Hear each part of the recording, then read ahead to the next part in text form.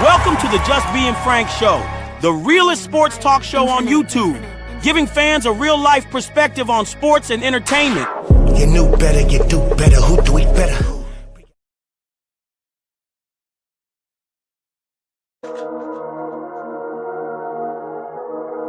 CC for you, CC to me too, yeah, two.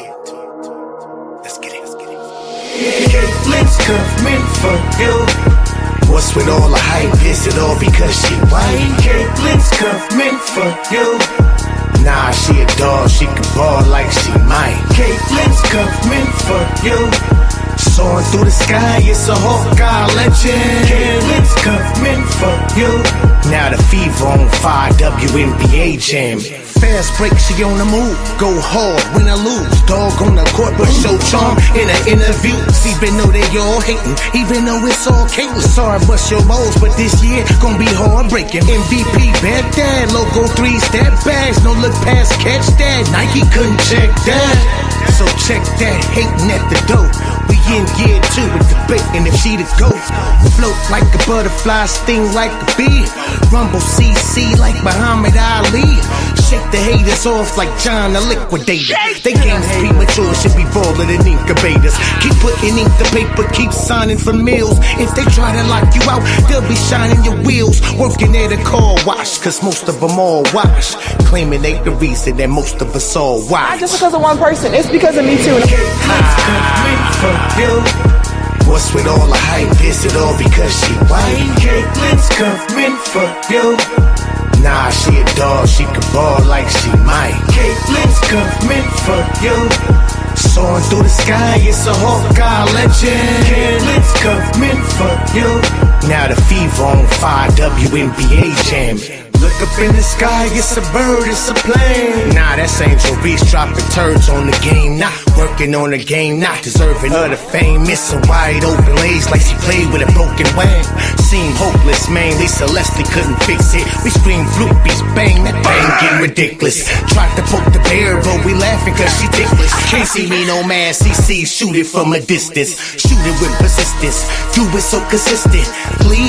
6 overall with efficient. See, still receive hate so persistently. Microwave their game, cook their game in an instant. Pinpoint pretty passes, do it with precision. And you can't see the difference, you tripping. Caitlyn is the type that can lift all boats, but poke holes and it's all she wrote. We want all the smoke. Caitlin's coming for you. What's with all the hype? Is it all because she white? Caitlin's coming for you. Nah, she a dog, she can ball like she might. Caitlin's coming for you. Soaring through the sky, it's a Hawkeye legend. Caitlin's coming for you. Now the fever on fire, Wnba jam. Boy, get top of the morning, afternoon, night, depending on where you at. It's the pup, your host to do the most. Welcome to the Just Being Frank Show. I ain't got no shirt on. What the hell I got a hat on? What I got a hat on? I didn't got my hair cut. We feeling good. Shout out to everybody in the building this good Saturday morning. Courtside is in the building. Yanks, Yannick, Tina, hey. Oh, we got a show for y'all today, man, for surely. I'm going to even drop the link so I can hear what y'all think on these situations after I give my take. Shout out to Boro. Shout out to Rebecca, long-time Pope supporter. Cynthia Sismore in the building. AW, I see you. Andrew, shout out to you. Kenneth Harris, we in the building. Oh, yes. Oh, y'all cooking up early. All right, I'm going to get the cooking up early, man. Make sure we hit the like button. We subscribed up. I think just under 300 days. Tina, hey, let me go back up to your first comment. Your first comment is here. I have a feeling you're going to be cooking. Oh, boy. What a feeling that is, because your intuition serves you correctly. It serves you correctly. So y'all not going to miss this, man. We got confirmation from Cathy Engelbert. Pope, do you think CC is pregnant? Nope. Don't think she's pregnant. I just think under 300 days. Why does CC sound like she has a frog in her throat when she talks. She's getting on my nerves, if I'm being honest. Gravely voiced, like, whoa, damn, Burrow, can you, why we on the same page right there? I like it. Can you let us ease into this? You're gonna take the cake right off take the cake out the gate, huh? Oh, chill out. I'm gonna talk about that. I'm glad you said it, but I'm for sure. Yeah. My thoughts on her exit interview. Oh my God. We're gonna get into it. All right, where should I start? Let's start with Cathy. Since Cathy is the talk of the town, shout out to RC Hawkeyes in the building, all Lakers in the building. Oh man, since Cathy is the talk of the town, Phee needs to have receipts. Now we got receipts. I got the receipts. Don't trip. Now we going let me smug out there. No unrivaled, no Euro League USA team for World Championship 2026 in Indiana for Wnba. I'm so glad Cathy was finally called out. AW says Jam Fam is in the building. Says, nah, I doubt that she is pregnant. Okay. Cathy ain't going nowhere. AB is in the building. She just stepped in. Jason Whitlock has said Caitlin has become unlikable. Now, he went too far with that. I actually don't know what to think about CeCe's interview, except she sounded like a witness on the stand who didn't want to be there. Hey, man. Hey, so, okay, I almost thought I was the only one, but I should have known better. Especially for my Clarkies over here. For y'all that be over here, like really over here, yeah. I should have known that y'all might have had those same sentiments about her exit interview. And boy, I can't wait to break it down. I'm trying to let more people come on in before I get to going. So I'm reading the chats right now. So I'm listening to what y'all, saying out here. It's very interesting. Very, very interesting. RC says, Cathy said, I ain't about to drop my bag. She is not going to step down. Hell no. Hell no. Did y'all know Cathy Engelbert is the WNBA's first and only commissioner ever? Did y'all know that? This is a fun fact. This is just in case you did. I just learned that. I just learned that. Right before the show, I just learned that. So I don't know. Again, we don't know these people, right? We just learning these people. All of them. We say their names like we know these people. We say their names like we're really familiar with who these people are. We're not. Okay. From the Festi to Asia. We just become witnesses of you guys. And so, it's only been 20-something years. Yeah, she's the first one. She got hired 2019. Shout out to DJ in the building. 2019, she got hired. They made CeCe lie about her ankle, saying it was the worst sprint she ever had when she never had a boot, crutches, or ankle brace. Look how he's fidgeting during that question. Oh, CeCe out here lying to us. She out here. Oh. Cathy is Bates Motel. She lies. Oh. All right. So I went and done some research and I said, yeah, Cathy's the first WNBA commissioner ever, right? They never had one. They never needed one. Business wasn't booming. Business is booming now, but even when they hired her, business really wasn't booming. But it was like, hey, just to get the onus off you guys. And maybe they seen Clark coming down the pipe. Maybe they seen her coming. For sure, you should have seen her coming down the pipe. All right, we're gonna discuss it. We're gonna talk about it. Definitely Tina Hay. But they hired a commissioner. How long ago? 2019. What was Caitlin Clark? A freshman? What was she? A sophomore in 2019? Was Caitlin Clark? Somebody give me the answer. They hired Cathy Engelbert in 2019. So she's 6 years in. 6 years in. So yeah, Caitlin Clark was a freshman. Maybe going into her sophomore year because they hired in July. Okay, yeah. Yep. So she was freshman year already went past. That's interesting. Her freshman year passed. Her and Paige. In July, that's the end. They hired her July 17th, 2019. She was in high school. You sure? UTP? Let's talk about it. I need to know. Was she a freshman going on a sophomore year? Because I would think she was a freshman in 2019. Let me see. Let's pull this up real quick. What was Caitlin Clark's freshman year at Iowa?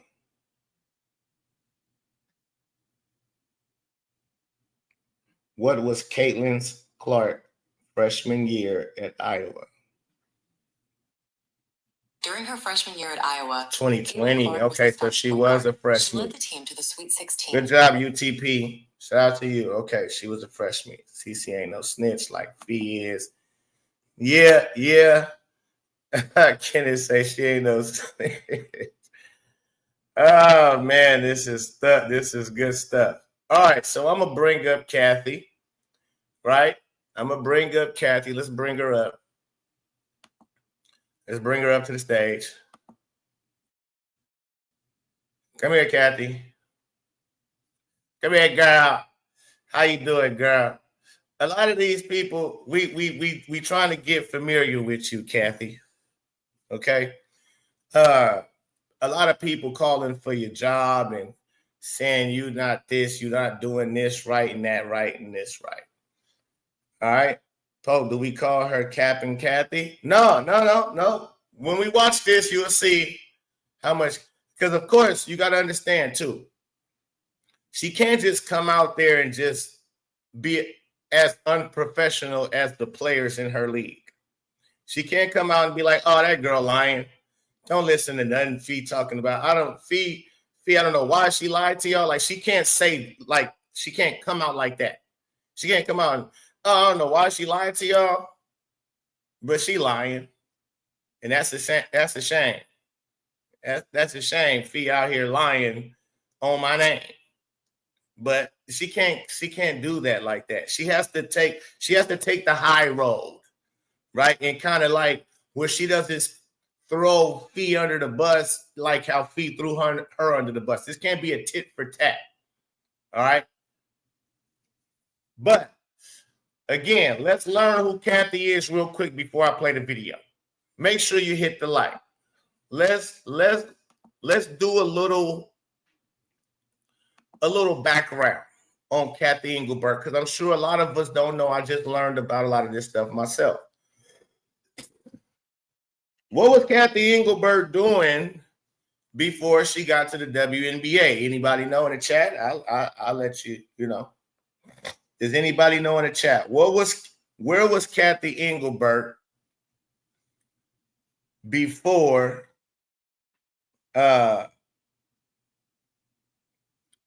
she became commissioner? Does anybody know? Cathy Engelbert ass on fire right now. She was sucking. Business. Okay, Donna does dishes. Shout out to Donnie does dishes. Says business. She was a CEO. She was in corporate. Okay, a lot of y'all know. Shout out to y'all. Man, look at that. Okay, what kind of business? She worked for 33 years. There we go. TK in the building. Let's go. Hold on. She worked for this company here. I don't know how to say it really. Delito.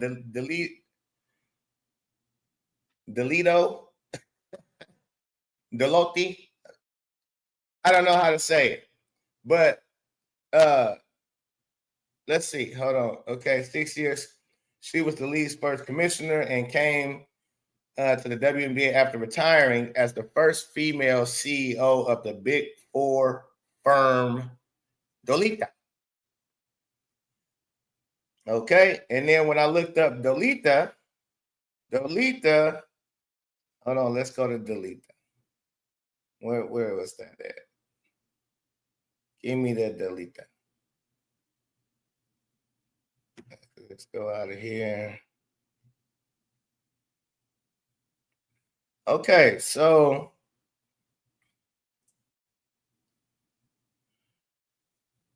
let's see. This company, let's go over this company real quick. A member of the Big Four accounting firms. So she knows Deloitte. Yeah, I don't know. So she knows money.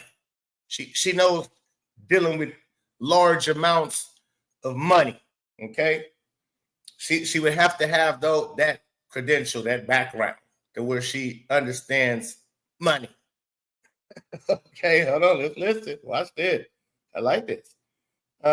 Accounting firms that offer industries leading audit, consulting, tax, and advisory services with a global network of member firms in over 150 countries and territories. Delito serves a vast range of clients from major corporations to private businesses, assisting them in solving complex problems and making a significant business impact. The organization emphasizes innovation, technology, and a collaborative culture to deliver high-quality services across various industries. Okay, for that went over some of y'all's head.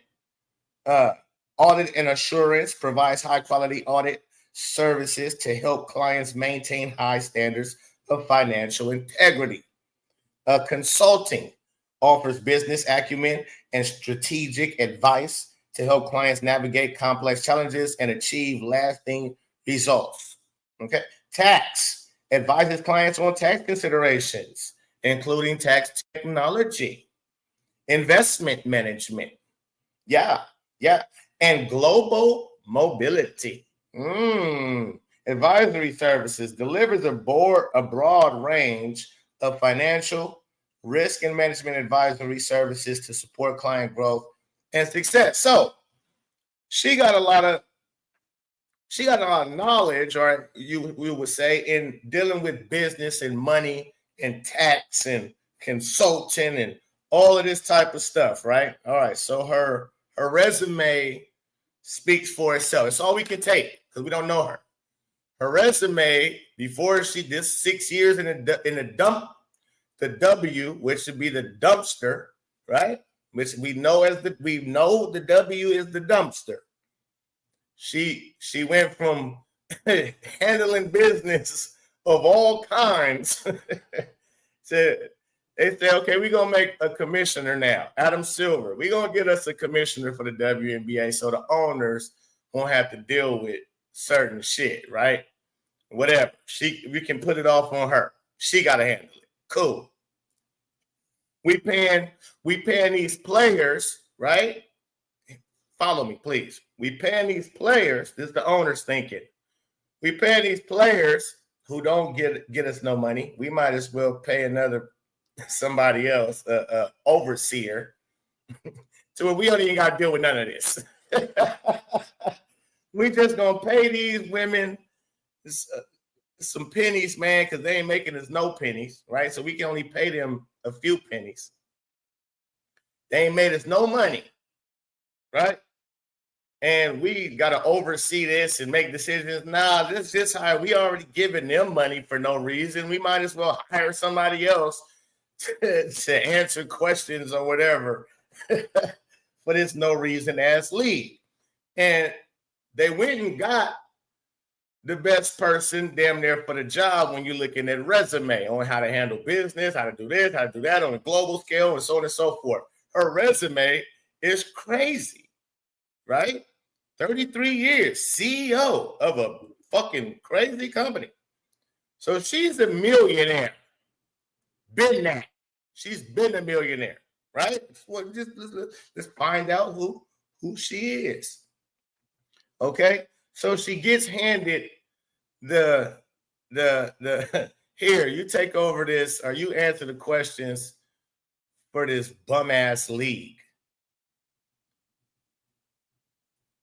Just let that, I want y'all to let that kind of settle in for a second.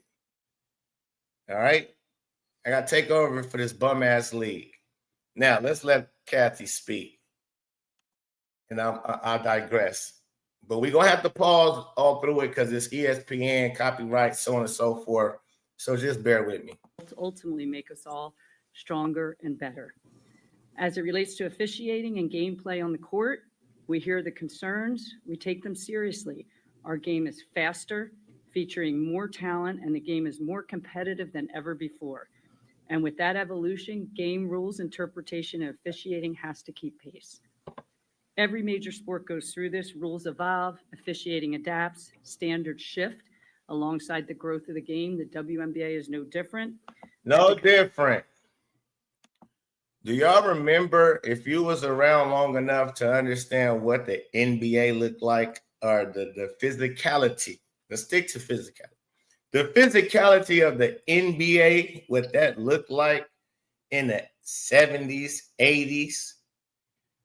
And then when a player like Michael Jordan came, rules had to change, right? But at first, before Michael Jordan got there, it was clotheslines popping, right? It was grabbing, it was hand checking. There was a lot going on, a lot of real physicality. And then they had to adapt. They had to say, okay, wait a minute, especially when they lost Jordan in his second season. In his second season, they lost Jordan for basically the whole year. He missed majority of his second season, right? He had a phenomenal rookie season, and then he missed majority of his second season. And they understood by his third season, rules got to be completely different, okay?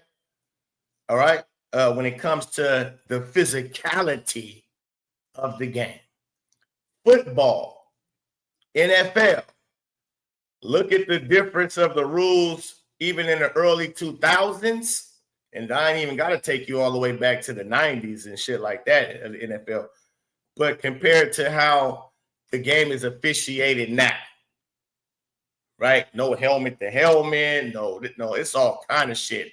No hands in the face. No, it's totally different rules from when I was a kid growing up playing football to where we at now, right?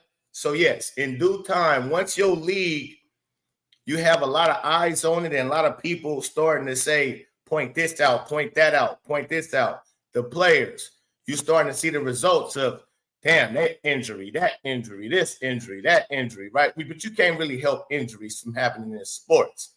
But you can try your best to make rules around where it don't happen so much, right? So the WNBA, nobody cared about this league.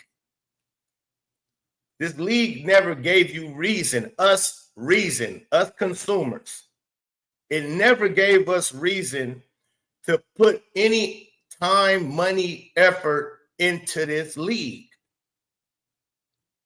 So what is Cathy or the owners or anybody supposed to do when you have a league that you're trying to keep around just for women in America to have a professional sport, even though it's not generating you no money? You actually losing millions of dollars. So again, Cathy's taking over a league that's never made any money, and they wasn't on the verge of making any money. Right before Caitlin Clark got there, the year before, you only had how many? Did they even crack 100,000 votes for All-Star? Remember, this was right before Caitlin Clark. Did Asia Wilson even get to 100,000 All-Star votes? That means nobody's really watching your league for real, except for 100,000 people, maybe. So you got to take in consideration, ladies and gentlemen, that Cathy Engelbert ain't had to do shit since she's been hired there because it wasn't shit to do. When they complain, let's say if they was complaining, I wish somebody was here. I hope somebody's here. If you're in the building and you've been following the WNBA year in, year out, year in for years, I need somebody who's been following the WNBA for the last 5 years. Just give me last 5 years, last 5 years. If anybody in here has been following WNBA year in, year out, please stick around because I want you to come up and tell us the difference of the officiating and so on and so forth. Because, again, if this has been part of their game for all these years where nobody was paying attention, nobody paying attention to the shit, then the only reason why it means something now is because it's Caitlin Clark. Okay, Ravens fans. Shout out to Ravens fans. The only reason, again, if Caitlin Clark was never in this league, let's take Caitlin Clark out of the league, will we even know who Cathy Engelbert is? Would it have ever been a story? Would it have ever made the ESPN that a Nafessa Collier, would we have even known who she was? That a girl named Nafessa Collier is complaining about a lady named Cathy Engelbert. And the other players in this league that nobody knows who nobody is, oh, they're upset with the commissioner. This would have never even made it on ESPN. The only reason why it's news is because it's happening to Caitlin Clark, and we are now paying attention. It's the only reason why it's news. You understand what I'm saying? So again, this Cathy Engelbert is a horrible commissioner. Now, I believe she's just a hired hand. She has nothing to do with sabotaging. She's just a hired hand and going along with to get along. That's why she's here. The owners and the sponsors, if they got a problem with Cathy, then that's the only way Cathy in trouble. Because the people who invested in this league and they have ownership in this league, they the ones can call the shot of, hey, yo, we need to promote Caitlin Clark more. We need to do this more. Like she's just gonna say she's the yes man to the owners and the sponsors. That's who she is. She's the yes man, and she has a mind. So of course, like she can, when they at the table with 13 owners, the majority share owners of the teams, and whatever sponsors, when they in that conference room, they telling her what we looking at, and she telling them what we looking at and what we made, and she keeping the numbers and that. So, and then she's giving her opinion on maybe we should go this direction or maybe we should go that direction. And the owners are gonna say yay or nay. Like, oh, I like that. I like that vision. I see your vision. Y'all don't see her vision? Y'all see it, right? No, you don't see it. You don't see it. You don't. Oh, then okay. Now, what's your vision? She is a yes man. At the end of the day, she's going to do what the owners want her to do. If they want her to celebrate Paige and go meet Paige, she going to go meet Paige. If they wanted to go to Unrivaled and show up there and support the girls at Unrivaled, she going to go to Unrivaled. If they tell her to just give Caitlin Clark a fucking phone call, she going to give Caitlin Clark a phone call to say you're happy rookie of the year. Again, this has been a collective. This is over her head, over Adam Silver's head. I've been saying this since day one, that she has been sabotaged from the top, and she not the top. Conclusion of the season, as we do every year, the league's competition committee will meet to evaluate the state of the game, which includes game. The league competition committee, right, will evaluate, right? Right. Yeah. All right, let's go. Rules, officiating, and player safety on the court. Mm-hmm. The Players Association and players, as always, are invited to engage. Also, beyond that, we are establishing a multi-stakeholder task force, call it like a state of the game committee, inviting player voices and other stakeholders to that table to ensure that our officiated platform evolves in step with the growth of the league. We'll have more details. You don't need no players' voices in there. Not these players. Oh no, don't put their voices in. That in the coming weeks. And referees and their work serve the game. Mm-hmm. That service at the highest level requires alignment with its stakeholders to perform and be held accountable to that performance based on that alignment.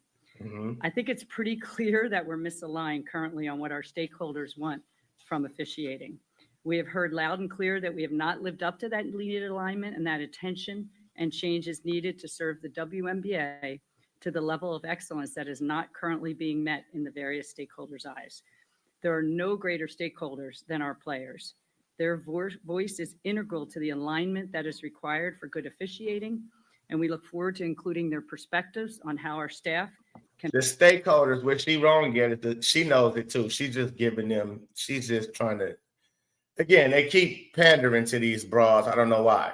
That's the problem. They feel too entitled. You're giving them too much of a voice. We're going to have players that have a voice, and no, they don't need to do none of that. Just the stakeholders is us, the consumers.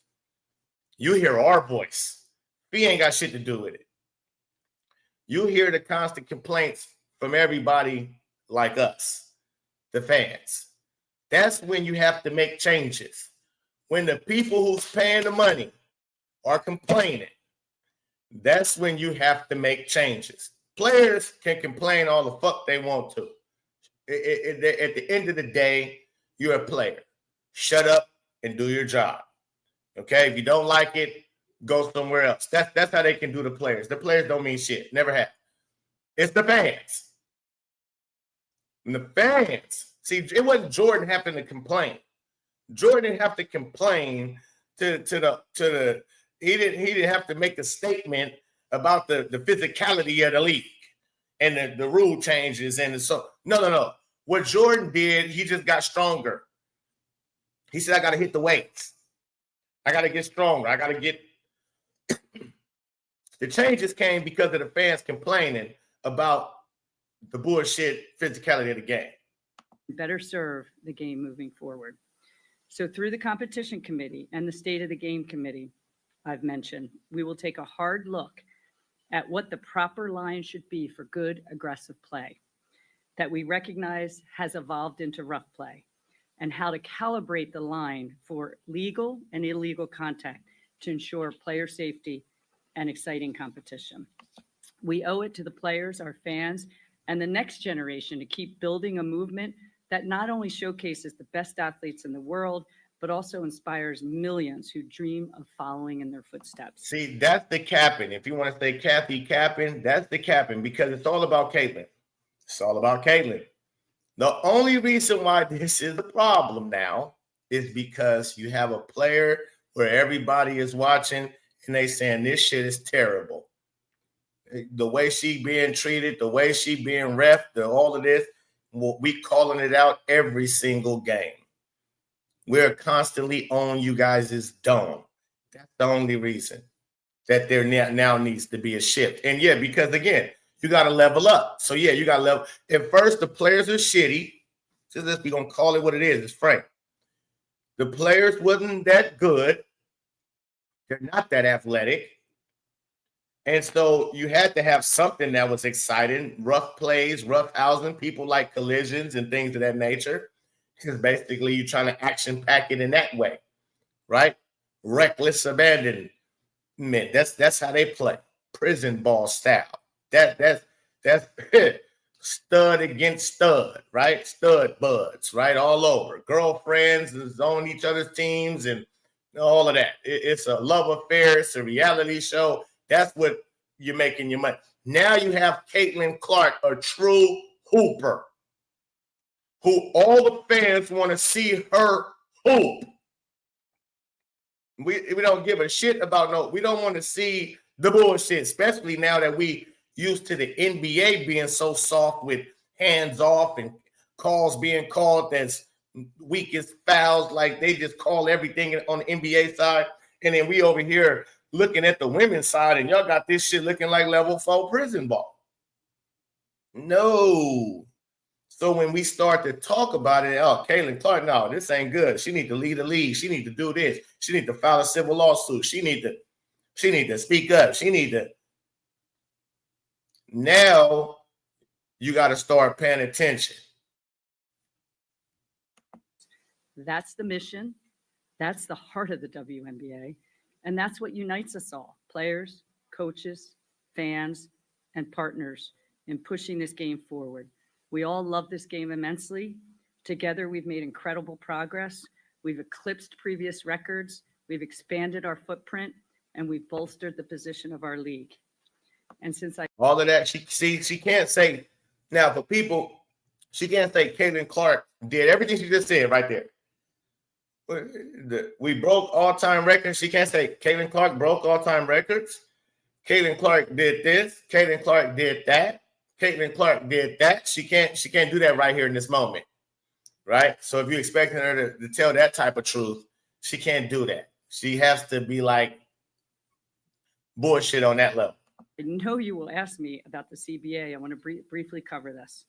We continue to meet and have important conversations with the Players Association. I want to reiterate that we want much of the same things that the players want. We want to significantly, and I mean significantly, increase their salary and benefits, while also supporting the long-term growth and viability of the WNBA. We have made proposals to that end.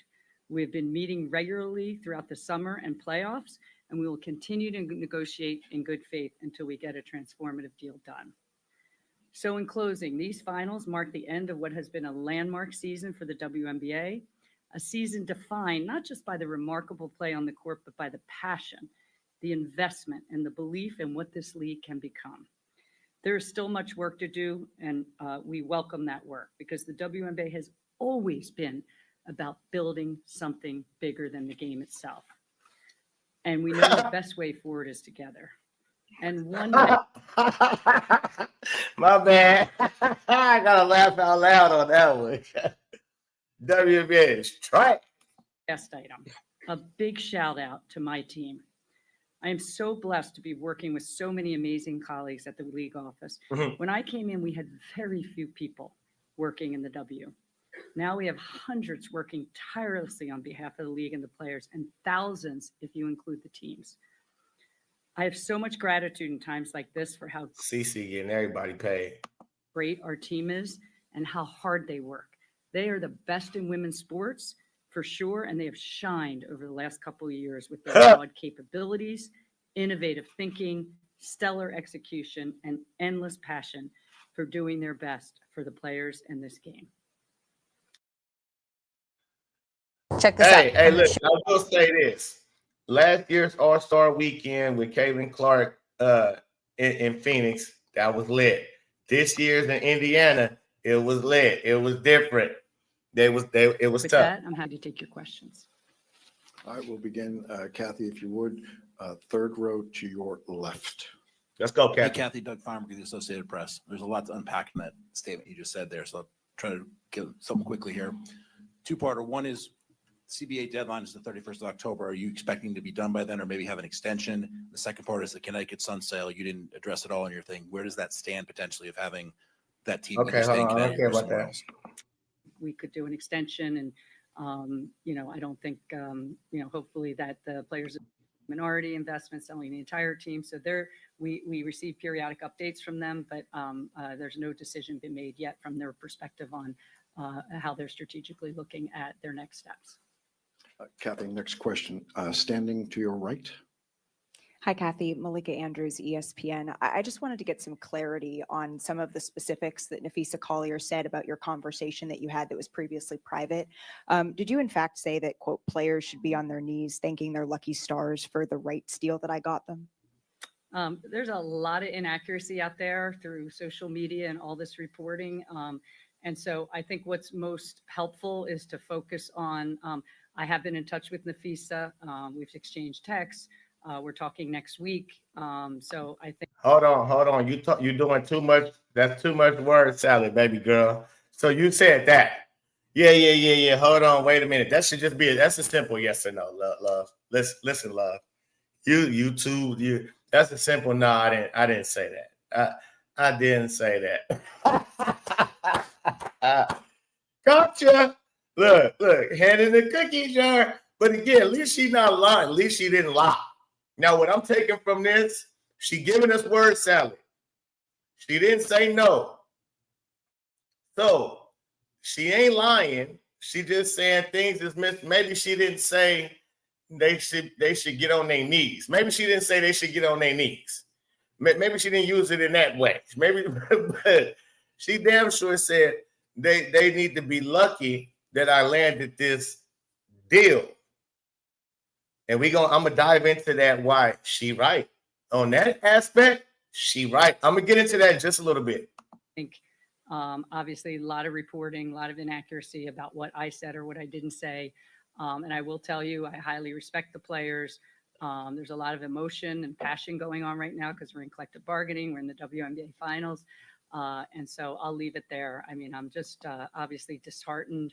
I'm a human too. I have a family.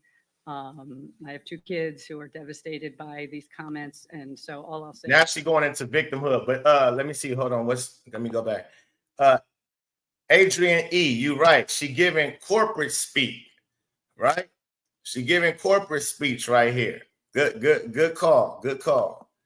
Now she on this. I got kids. They see the stuff. Now she's going victimhood. It's just, it's obviously been a tough week. And I just think there's a lot of inaccuracy out there. A lot of inaccuracy. Absolutely respect that. A lot of lies, basically. But that wasn't all the way a lie. See, she never said no. So I kind of respect her on that fact that she didn't lie. She didn't say no, I didn't say that. But she it was kind of blown out of proportion. But let's go. That piece of it. I did want to follow up though and ask, I think that the growing sentiment around the league, right, is that players, they feel that the right leadership isn't in place right now in the league office. So do you feel that you're still the right voice and expect to continue to be commissioner beyond this CBA?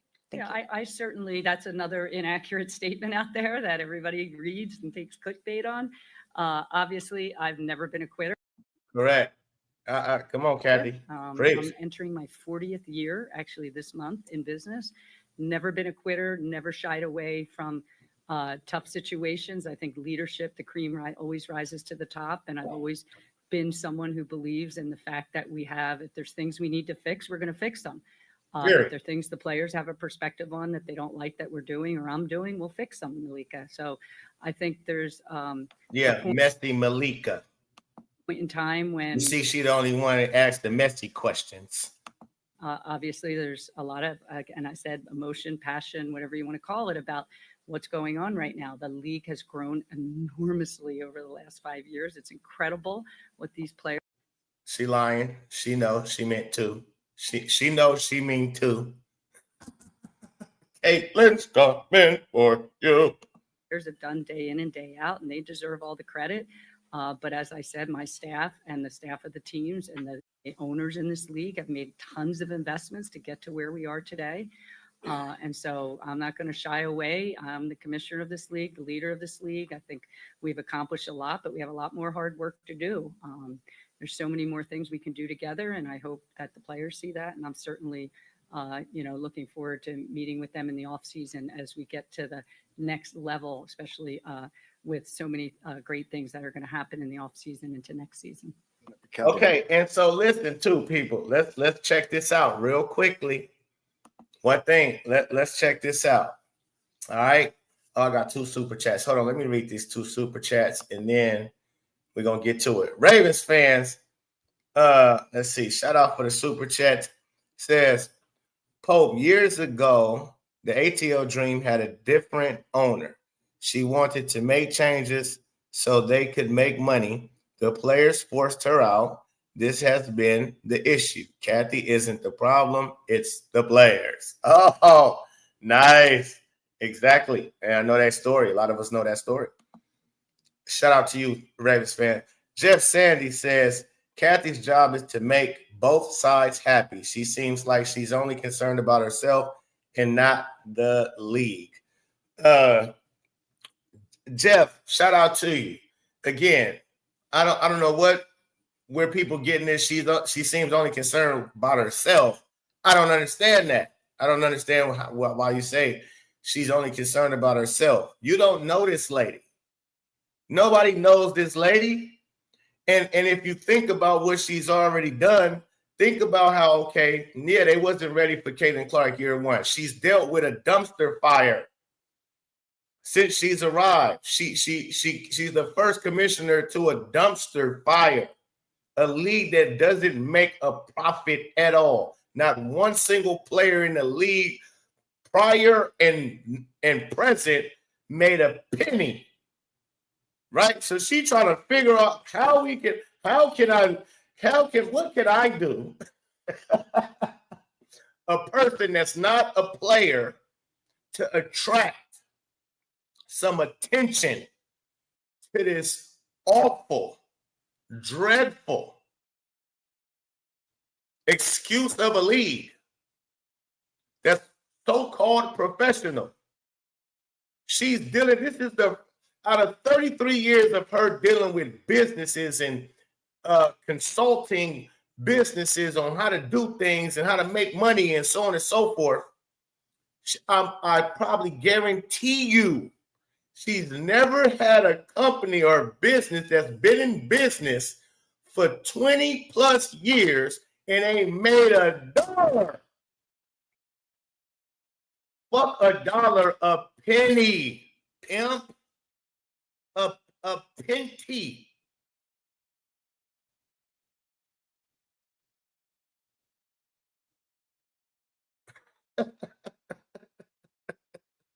You got to take it. So look, so year one, Caitlin Clark, yeah, again, she's doing whatever the owners is really telling her to do, because how can a regular commissioner of a league, sports league, yes, they got players, owners happy.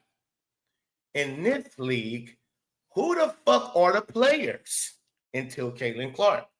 Who are the players do I need to make happy? That's saying I need to pay them more, but they ain't get turned over a leaf. They ain't turned, fuck a penny. They ain't even turned over a leaf, man. How am I supposed to pay y'all anything y'all complaining about? How can y'all complain about anything? Can somebody do something and be likable enough to make some money? We put y'all on ESPN from time to time. That's better than a lot of shit, right? Like, we put y'all in certain situations from time to time, but we do the best we can. Y'all trash. When people come view the product, it's terrible. That's not pure dope. That's nope. That ain't dope. That's nope. I can't cope. You motherfuckers is hanging on by a little thin rope. Nobody gonna fall for your okie doke, motherfuckers. League is a joke. Next question will come from the front row to your right.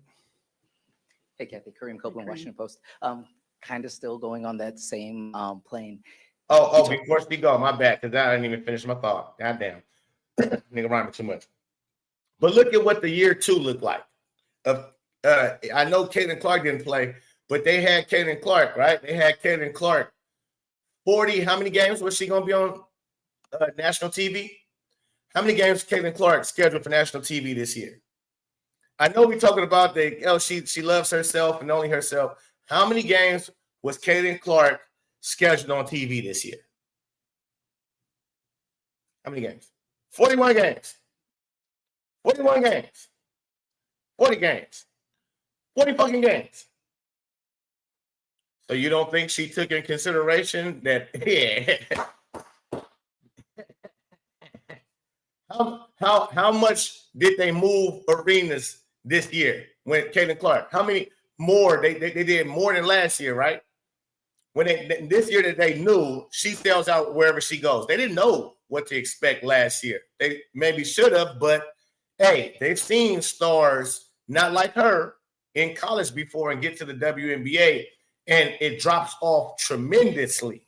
because of the league, right? Not necessarily the player that's great, like a Maya Moore or Candace Parker, but the league is when people watch them in the league that's majority trash, people tune out because it's like, they not the person that they came to see, whether it's Maya Moore, Candace Parker, which love Maya Moore, she's off the chain. She only gave, she probably would have been able to grow the game a little bit more. And that's another reason you was able to grow this fucking game a little bit more than you did, because you had a Maya Moore. But neither here nor there. Maya Moore didn't stick around long enough. And when they had her, again, you watching Maya Moore, she balls. She balls. She probably one of the best of the best. But is she must-see TV? Was Maya Moore must-see TV? No, she wasn't. She was nice, and it wasn't must-see TV to the point where you would want to watch her play against a bunch of trash. Like, yeah, she cooking, but who else is cooking? Who else is nice? Nobody? Nobody.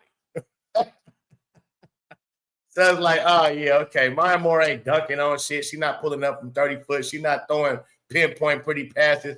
She's not giving you the wow factor, right? So, and that's cool. She's a hooper though. She's a hooper. She is the GOAT. I will say that she is the GOAT. I will go that far and say she holds the title for GOAT. Her and Cheryl Miller for me. But again, Caitlin Clark, you have to now pay attention to her. And Cathy Engelbert, what did they do? They put All-Star in Indiana. What else did they do that was smooth? They put a game.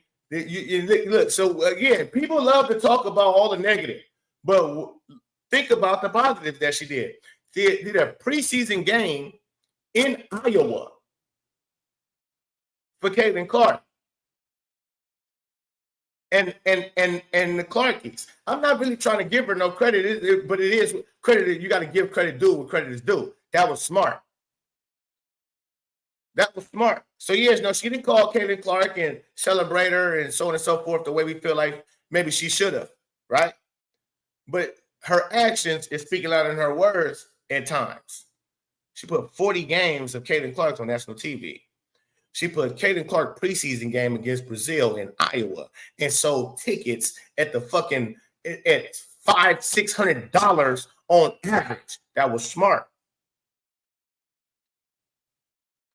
Again, she put the All-Star game in Indiana. That was smart. She did a lot. She did. So no, the refereeing wasn't changing yet, and you can't overnight it. But I would say, hey, I don't know if that's to come. The way we stand on their ass, we stand on their ass. So again, people can Cathy Engelbert did. Cathy Engelbert is doing the work that she is awarded to her. She's saying one thing because she can't say, yeah, Caitlin Clark is the only reason. She can't say that. That's not professional. That wouldn't be good. That wouldn't be good leadership if she just, yeah, the only reason why we're here is because Caitlin Clark, all y'all other, everybody else is trash. Let's go. Well, you'll do anything you can to kind of repair this relationship. What steps can you take, will you take to try to repair the relationship with the players? Because obviously that's got to be something that you guys have to be partners in this whole thing. Yeah, I think it starts with Nafisa and I will sit down and chat. I've also communicated with a lot of other players this week who have been great. Obviously, we've got the finals going on here. We've got some announcements about, some end of season awards coming up as well. So I've been talking to players who are on those lists, and the players have been great overall, I think. So I feel, confident that we can repair any loss of trust. I think, again, as we sit here in heavy bargaining discussions, I think, again, we want everything that the players want from the perspective of significant increases in salaries and benefits. And I hope all the players will engage and know what proposals we put on the table. And I think now's the time to do that as we get up to, the end of the season and then into the end of this calendar year. So yeah, we'll dialogue with players. I mean, one-on-one relationships, groups of relationships. Players have reached out to me, obviously. So have a lot of people in the basketball ecosystem about all the momentum we have and how important it is to continue that momentum. And I think together we need to move forward. So appreciate the question, Kareem. Cathy, the next question will come to your right in the third row. If you would raise your hand when you're called on, please. Hey, man. Yeah, we clear? We good? So far, Cathy ain't said nothing wrong. Let's go. Hi, Cathy. Jackie Powell with the 9 basketball. A trend we've seen this season has been the increase in injuries. According to the 9 basketball's database of injuries, injuries were up 36% this year. And even in the WNBA's own numbers that were shared with Bloomberg, they say they were up 29%. So amid change to officiating and what could come of that, I guess, what is the league prepared to do to address this increase in injuries going forward? Yeah, it's an excellent question. Obviously, injuries are the worst part of sports. They're just going to hire professional, real, like NBA refs. They're just going to hire the NBA refs. That's what they're going to do. And get the committee, referee committee, whatever the NBA got rolling, they're about to adopt that and get on track. That's what I believe now. Now that it's so open, right, that it's a problem with officiating. And see, to me, I think now these women is crying and complaining about the physicality now. I think they hating on Cathy now, the way they hating on her, because she actually is giving Caitlin Clark more than what they are given. Basically, more pub, more TV shine, more this, more that. She actually doing it without saying it. That's what I'm saying. Y'all don't understand. The only reason why she dated Angel Reese and let her do the LSU, which was smart too, but it's not really. The only reason why she did it because she did it for Caitlin Clark, and it was not just, oh, Caitlin Clark get to play a preseason game at her college and nobody else does. No, she gave it to the next popular black yacht queen and said, okay, now y'all can't be mad at this. And the reason why, and again, it's good business. See, again, bro, even doing the LSU for Angel Reese and to play the same team, Brazil, right? And to get that connection with Brazil, right? Because you got to get that connection. Even with that, like, she could have took Asia Wilson and had the game in South Carolina with Don Staley and the Gamecocks. It would have been a bit better. I think it would have been a better outcome than even what LSU was for Angel Reese. I think it would have been an even better outcome at South Carolina. That's just me. I just think that. But she understood business and said, no, Angel Reese is more popular than Asia Wilson. So on a broader scale than just Louisiana or the Gamecocks, if even people don't show up in the arena for Angel Reese, they will at least pay attention and watch. Whereas if it was Asia Wilson, who nobody likes her brand isn't as big as Angel Reese's, even though she's a better player by far, right? And the MVP of the league and all of that shit. That was a smart decision for her to go Angel Reese instead of an Asia Wilson or anybody else, that except for, of course, Caitlin Clark.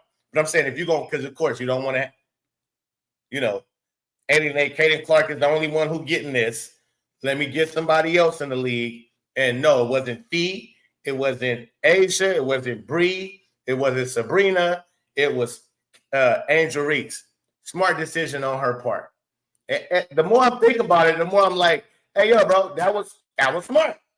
In my view, especially injuries that occur, due to the physicality. I think our game is bigger, faster, stronger, certainly even in the last 5 years since I've come in to the league. I think the training, the development, the strength and conditioning, the nutrition, everything that's going into the level of the players that a lot of our fans like is also adding to that physicality. And that's why I said in my prepared remarks, we have to determine where the want that line to be, because I think they want some of that, but obviously we don't want injuries. And fortunately, you see it in other sports too, that injuries are part of that. And we have to do everything, use of technology too, and wearables and other things that can help determine research around injuries and when they're happening. And some of these non-contact injuries as well, more evaluation and research Next question. doctors, things like that, to determine. We're obviously going to study, look at the data, and see everything we can do to help with the player safety aspect of that. Cathy, next question to your left in the second row. Hey, Cathy. I've been picking with The Athletic. Two questions. One point of clarification, is the meeting with Phee in person or is it a virtual meeting? We haven't determined yet. We just said, let me get through the beginning of the finals and we'll talk next week. Got it. And what role is Adam Silver playing in the CBA negotiation? Again, Adam has been a great supporter of mine through, he was the one who had the idea to have a commissioner reporting to the Board of Governors, the owners. And so, Adam, of course, I give him updates periodically, but he's not in the bargaining room. It's me and my team and our negotiators and our lawyers and their lawyers and their staff at the PA, and then sometimes players, sometimes not in the meeting. So, but I give Adam periodic updates, and he's been very supportive of how we're thinking about, the substantial increase in player salaries and benefits. And by the way, there's 30 other things as part of the CBA, but Right. I realized the number one thing the players are focused on, which is why I have Hey, before she gets too far away from Adam, well, no, I think she's gonna come back to it. been listening, is increases in salaries and benefits. So yeah, the Adam Silver thing, and when the TV rights deal, right? The TV rights deal was the NBA. That was their deal. It wasn't nothing to do with the WNBA. Right? Am I right or am I wrong? The TV rights deal that she ended up getting from Adam Silver, that didn't have nothing to do with the WNBA. I might not be saying that right. Okay. The TV, the big, I wish I knew how many billions that the NBA ended up getting a crazy TV rights deal. Billions, crazy billions. 100% Adam Silver gave the WNBA $200 million, and it was, okay, hold on. Let me see, Iceman. Because I want to know. 100% Adam Silver gave the WNBA $200 million, and it was officially announced. Did he give him $2 billion or something like that? I thought he gave him $2 billion. Because they had got a crazy amount. And he gave him like $2 billion of the amount, right? Am I tripping? Or was it $200 million? Am I getting that confused? Okay. And he gave him $2 billion, right? Right. She did that. So why she didn't say no, she didn't say that to the question earlier. Did you say that the players should be on their knees begging you for the TV rights deal you landed? And she didn't say no, I didn't say that, because she did say that. And rightfully fucking so on that one. She got the deal from Adam Silver. Adam Silver probably wasn't even thinking about giving them hoes nothing. And she went in there and, yo, come on, man. Come on. You had these people hire me. Now, can I get something good going for the league? Because Caitlin Clark, you see on the rise. Can I get some excitement? I'm going to the CBA. I need to, that's her first big money move for the WNBA. So should she on the back? Because Adam Silver probably wasn't, and the NBA probably wasn't planning on giving them shit.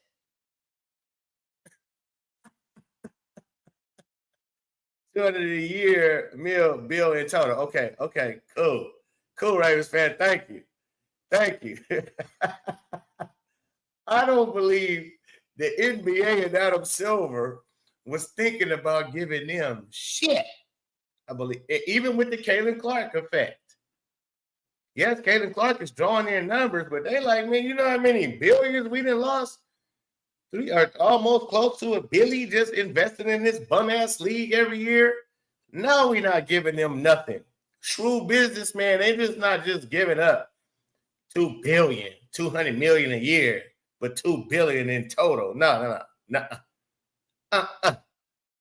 Especially when you owe me, I ain't making no money. I need all the money I can. You mean tell me they ain't turned over a leaf? You know how hard that negotiation probably was for Cathy Engelberg with Adam Silver? See, I'm trying to go into reality of shit. It wasn't an easy, hey, Adam, man, you should let us get $2 billion of that. And he said, oh, okay, Cathy, here you go. That ain't the way shit worked. It was a negotiation. And I believe it was a hard negotiation. Because again, the NBA owners, and some of them don't even own, a lot of them don't even own, it ain't even have, okay, so it's only 13 teams, 12 teams, 13 teams in the WNBA. It's 30 some teams, or 29, 30 some teams, 32, 31 teams in the NBA. So more than half of the NBA owners don't even rock with the WNBA. They're not invested in it. They're not fucking with it. They choose not to fuck with it too. Trust me. And so them getting money, you just, hold on, time out. Wait, you want a what? $2 billion of our shit? We know you got Caitlin Clark and all that, but hold them up, swole them up. You on $2 billion. This girl's out of her mind. We done lost too much money to be giving y'all what? Nah. So trust me, and Adam Silver can't just call that shot by itself. He don't own the NBA. He has to go over that with the owners of the NBA. And again, half of the owners of the NBA don't even rock with the WNBA.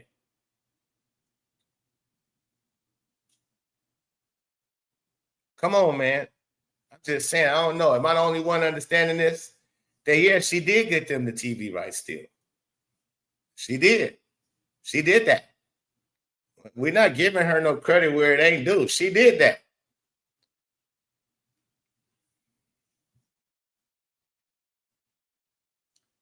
NBA, man, come on, Ice, man. I know somebody, I'm like, out of 100 and some people in the chat, nobody understand what I'm saying? Exactly. NBA owners had to be convinced by Silver to give up their money to the trash-ass product. So that's what I mean.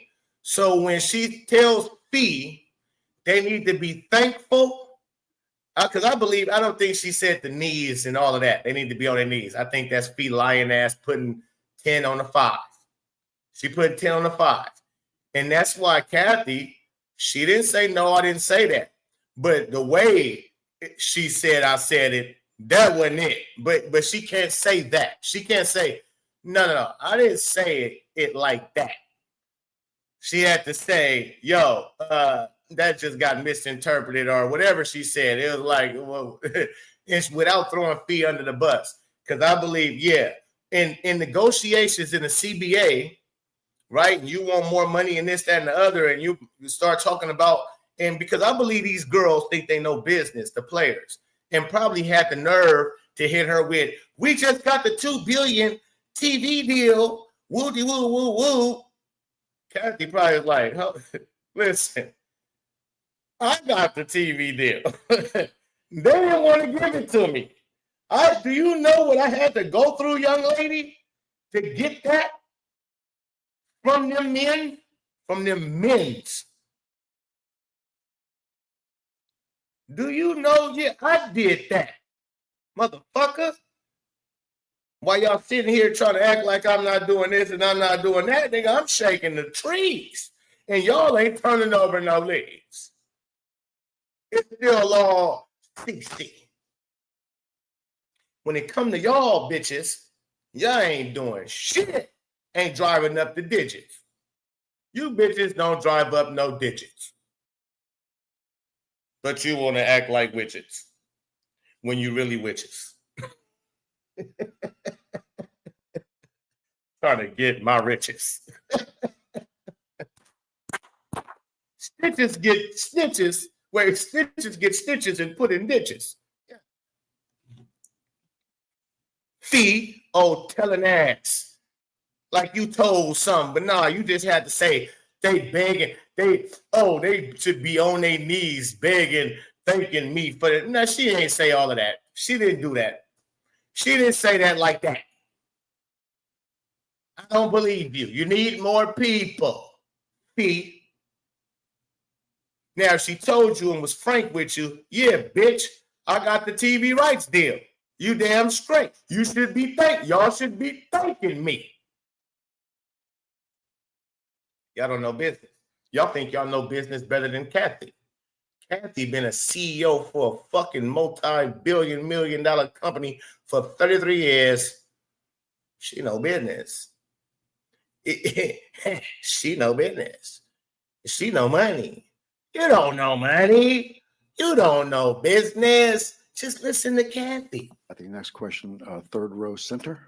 Hi, Kathy. Christina Williams here, iHeartMedia. I was just wondering, do you have any updates with the expansion drafts for the two new teams coming in 26? Yeah, so obviously we need to get a collective bargaining agreement done before we will probably have those expansion drafts, as well as the draft lottery. So those are the two things we usually do before the calendar year end, leading into the free agency and ultimately the draft in the spring. So we have given our general manager some guidance on how we're thinking, but until we get the collective bargaining agreement done, it won't be finalized as to the format or process. But you can expect, because you saw what we did last year, something similar. Just a note, I do see a lot of hands raised, and we will do our best to get to as many as you can. Please be patient with us. Kathy, I've never really heard Cathy speak for real. Right. Holly Rowe, ESPN. You talked about evaluating officiating at the end of the season. We have 7 games in front of us. What, if any, conversation have you had with the supervisor of officials and the officials who will officiate? I don't care nothing about the final. In every sport, I know I have 5 brothers. They have like lots of opinions on officiating in every sport that I've been doing since I was a little girl. But yeah, it's certainly something we're talking about. Obviously, the officials are evaluated I didn't know this till I came into sports. Every non-call and call is evaluated for every game. Oh yeah, you're talking crazy. Negotiations. What would you say specifically are the things that the players are asking for right now? We've heard, like you just said, that their priorities are salary structure, rev share, that the owners feel like you're not saying eye to eye on, or they can't, I guess, right now say yes to. Yeah, I think it's all about. Damn, Cathy, your ears is speed up new construction and remodeling jobs. Cathy, ears is on swole. Hey, my bad, Cathy. It's all good. Hey, listen, you look good. Put your hair back over that though. You about to fly away out here, Dumbo. Look at that, Cathy Dumbledore. Cathy Dumbledore. No, but she ain't dumb. I can't even give her that. I can't. Oh, my mama. Me listening to this woman, she knows her stuff. Me listening to her background, reading her resume, tells me she knows her stuff. I can't question her because of what some old duck. The significant increase in salaries. I'm not going to do it.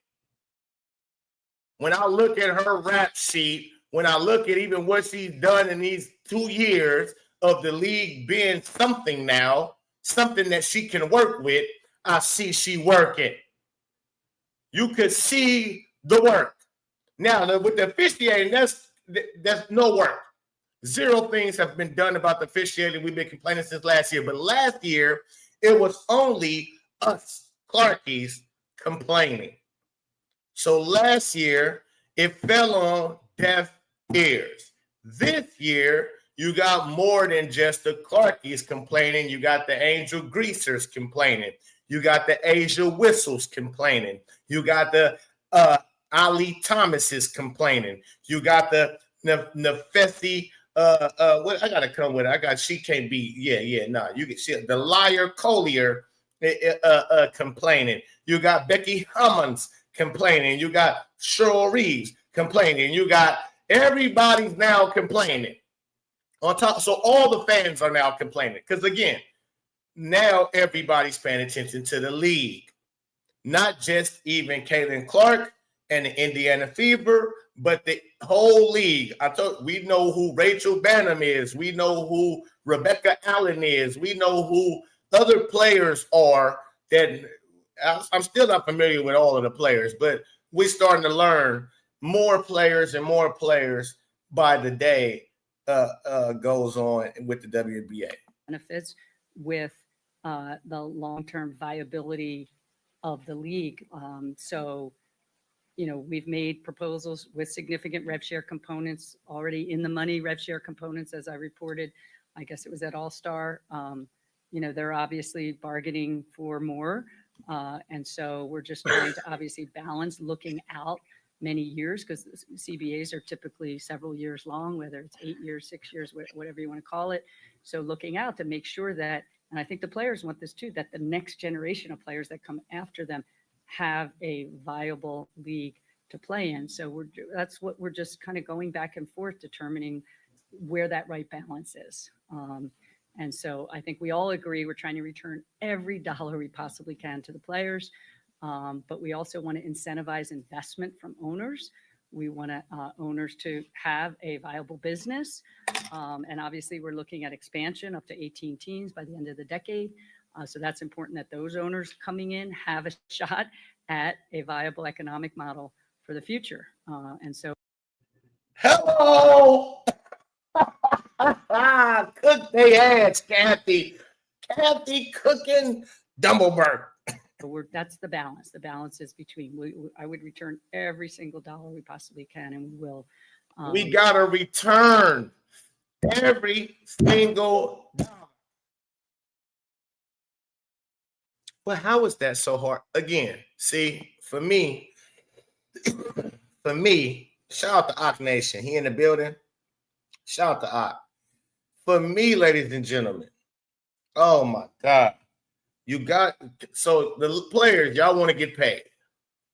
Y'all, we pay us what you owe us. So y'all just don't give a shit about the men getting paid, the owners getting paid, huh? They just because they rich already for the rest of their life and they got generational wealth. Y'all feel, this is what's crazy to me, is y'all feel that the owners, just because they are generational wealthy, that they supposed to just pay y'all a lot of money. That's crazy, crazy way of thinking. So the owner is not supposed to make no money. How did you think they become billionaires with generational wealth? How do you think they did that by just giving away money, motherfucker? You think they got to where they at because they just give people passes all day long, just $1 million passes. Here, you get $1 million pass. You get $1 million pass. You want $1 million pass? You get $2 million pass. They're not giving out $1 million passes. Motherfucker, you can't even make payouts, but you want 7 figures. How does that even make sense? Nobody has done what Caitlin Clark is doing in women's basketball, period. No matter if you feel like they were better players than Caitlin Clark, so on and so forth. They ain't Caitlin Clark. They ain't been able to run no money, bring no revenue into the owner's crew. How do y'all not have a clue? Yes, like you should be thanking your lucky fucking stars for Caitlin Clark and, drum roll, Cathy Engelbert, you ungrateful ass bitches.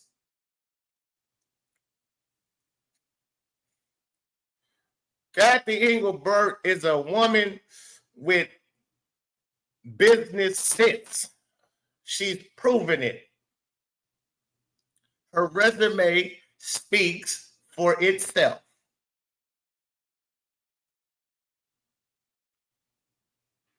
And she's trying to get y'all paid, but y'all trying to do too much. And then in doing the over the top, where you want to try to throw her under the bus. The first commissioner the WNBA has ever had, you want to already try to throw her under the bus. Because to me, she seems to be understanding just the way that she did this year, even though Caitlin Clark, even though she didn't play. She set Caitlin Clark up in Caitlin Clark's fan base, which is the majority of the league, to see Caitlin Clark them basically every game on national TV. She got a TV media rights deal that she didn't even get. Adam Silver got it. She went and talked Cuz out of $2 billion. Y'all don't hear what I'm saying. Y'all don't hear what I'm saying. She went and talked Adam Silver to go and talk to the owners of the NBA to get $2 billion to a league that owes money that they lost money from for 27 years. And you better believe what name she used in those rooms. She didn't use Nefessa Collier name when she spoke to Adam Silver or the owners, the NBA owners. I'm sure it wasn't just Adam Silver. I'm sure the NBA owners that's part of the WNBA, that's WNBA owners as well. I'm sure they was part of this conversation. So she already swayed them, what, 8 of them? 6 is 8 of them? 8 owners from the NBA? 6 owners from the NBA? Some of that stature. She already swayed them. Hey, come up off $2 billion, man. All right, we'll talk to Adam Silver, man. Hey, Adam Silver, can we make a deal, man? How much you want? $2 billion? Shit. That's steep. Let me go talk to my Padres and see if they agree. Yeah. And she had to say, hey, they should agree because we got the biggest star on the planet, and her name is CC. Must see TV. Shoot it from the deep. Wake up the woke folks sleepy. Yeah, wake up, people. I see too many people coming after Cathy Engelbert's neck. I don't have one video ever talking about Cathy Engelbert because I know she's a puppet. First of all, I know she's a puppet. That's one. She's gonna do what told. Secondly, I understand business, and I understand that the owners is like, yeah, we're not all in on Caitlin Clark because it's only one person. So don't go overly the top and do too much. And maybe she didn't go do what she did for Caitlin Clark, what she did for Paige. Maybe she didn't because of all of the jealousy already Caitlin Clark is getting. All of the fighting she might be doing behind the scenes for Caitlin Clark. I don't know. You don't know. I know she got that $2 billion deal, though. And she didn't get that on the backs of the players from the WNBA. She didn't get that with talking them up. She know business. She's a smart negotiator. She know what names to say and what names not to in a conference room when you negotiating contracts and you trying to get some shit you don't even deserve, that you didn't even earn. That shit, yeah, what? That girl got swag. She must can talk. She talked the NBA off of $2 billion. Y'all don't understand. Let's go, Cathy. I'm fucking with you. But balancing that with making sure our owners are incentivized to continuing investment. You saw what LA announced on their practice facility. Obviously, we have lots of other player experience investments going on by many of our owners. We want to continue to have that incentivized because that actually has helped player health and safety, including the charter program, et cetera. So it's memorializing that too, and making sure that we're providing the best environment for players and that our owners are continue to invest. Cathy, next row, second row. I'm sorry, next question, second row center. Hi, Cathy. Annie Costable, Front Office Sports. You've continued to express that you are disheartened by the characterization of your conversation with Nafisa Collier. Just again, seeking clarity. Did you in fact say that Caitlin Clark should be grateful she makes $16 million off the court because without the platform that the WNBA gives her, she wouldn't make anything? And do you actually feel that way, that without this platform, players like Caitlin Clark wouldn't be making what they do off the court? Yeah, obviously, I did not make those comments. Caitlin has been a transformational player in this league. Bingo! Phee, you a lie. Now, let me take y'all back. Let me take y'all back, yo. Come on up. Anybody want to come up? I just dropped the link. Let me take y'all back. When she was asked, did she say about the media rights deal, she did a bunch of word salad and kept it corporate, right? But she didn't say no, she didn't say that. She didn't just flat say, no, I didn't say that. Because she said that. And shout out to her for not lying.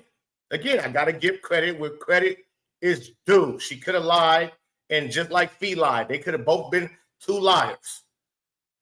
Because, yeah, did Phee put it on thick? I believe so. I believe so. Did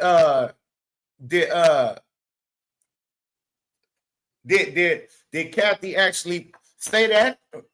Most definitely. Why wouldn't she say it? She did that. So, you know, I got to know. Tina, try to get back in so I can try to add you to the stage. Got Black Columbo in the building. Got Tina in the building. Shout out to y'all. What's happening? What's good? Talk to me, Arc Nation. Arc Nation is in the building, ladies and gentlemen. Talk to me. What you thinking? What you thinking? Man. I knew you was gonna be on some wild type stuff, man. I knew you was gonna take a whole different angle on it. You know I like that. I love that you know. Man, shout out to you. Give me some right here. Give me some right here. Give me some. Give me some knuckles, man. Are you gonna leave me hanging? Yeah. No, hold on. Let me find the camera. There we go. Give me some, man. Thank you, man. Thank you. But you know what? Now that I think about it, what you saying though, because I was drinking the Phee Kool-Aid, man. I ain't gonna lie. I was drinking the Phee Kool-Aid. I seen you. Yeah. But now that I think about it, you know what I'm saying? Like Cathy, to say that, I don't think Cathy would tell her mother something like that. You know what I mean? You have to, because just for the same reason, like it got back, right?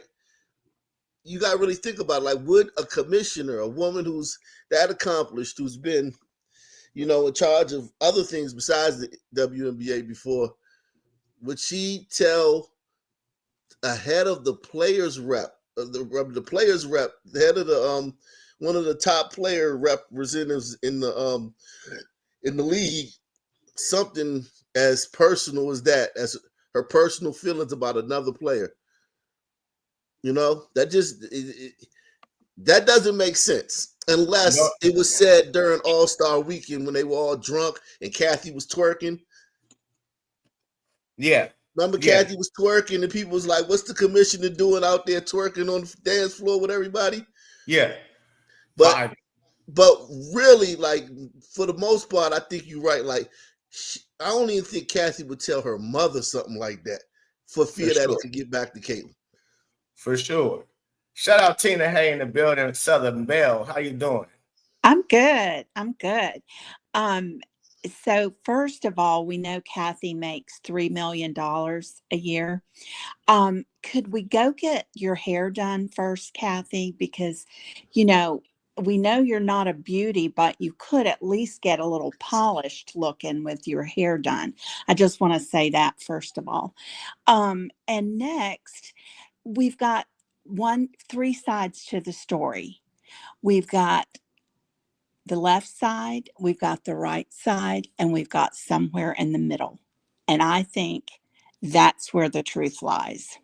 It can be partially Phee telling the truth and partially Cathy telling the truth.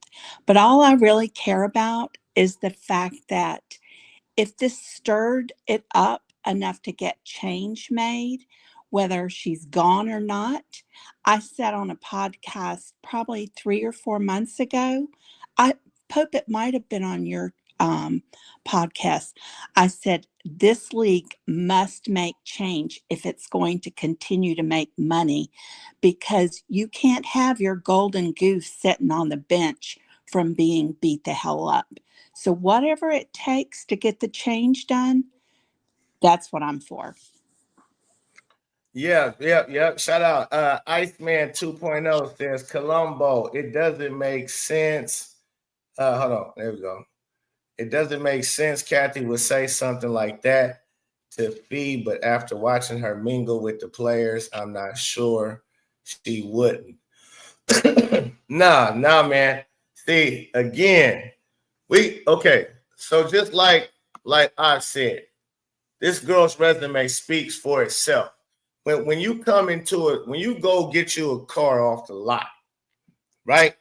You can look like a YN. You can come in with a do-rag on, pants sagging, right?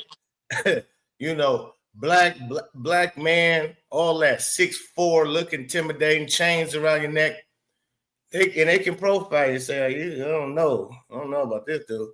When they run that social and they come back, you got an 800 FICO score, well, they gonna treat you like gold. You understand me?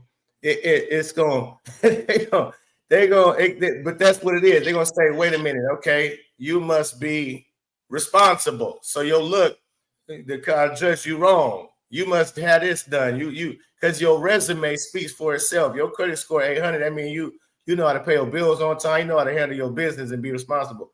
With Cathy Engelbert running that program or that company, I mean, for 33 years as a CEO, yeah, she know business. She know better than to do something like that. Like I said, though, she told the truth. She said, hey, that just got mixed around or the word or whatever, interpreted wrong. She didn't say no, she didn't say it.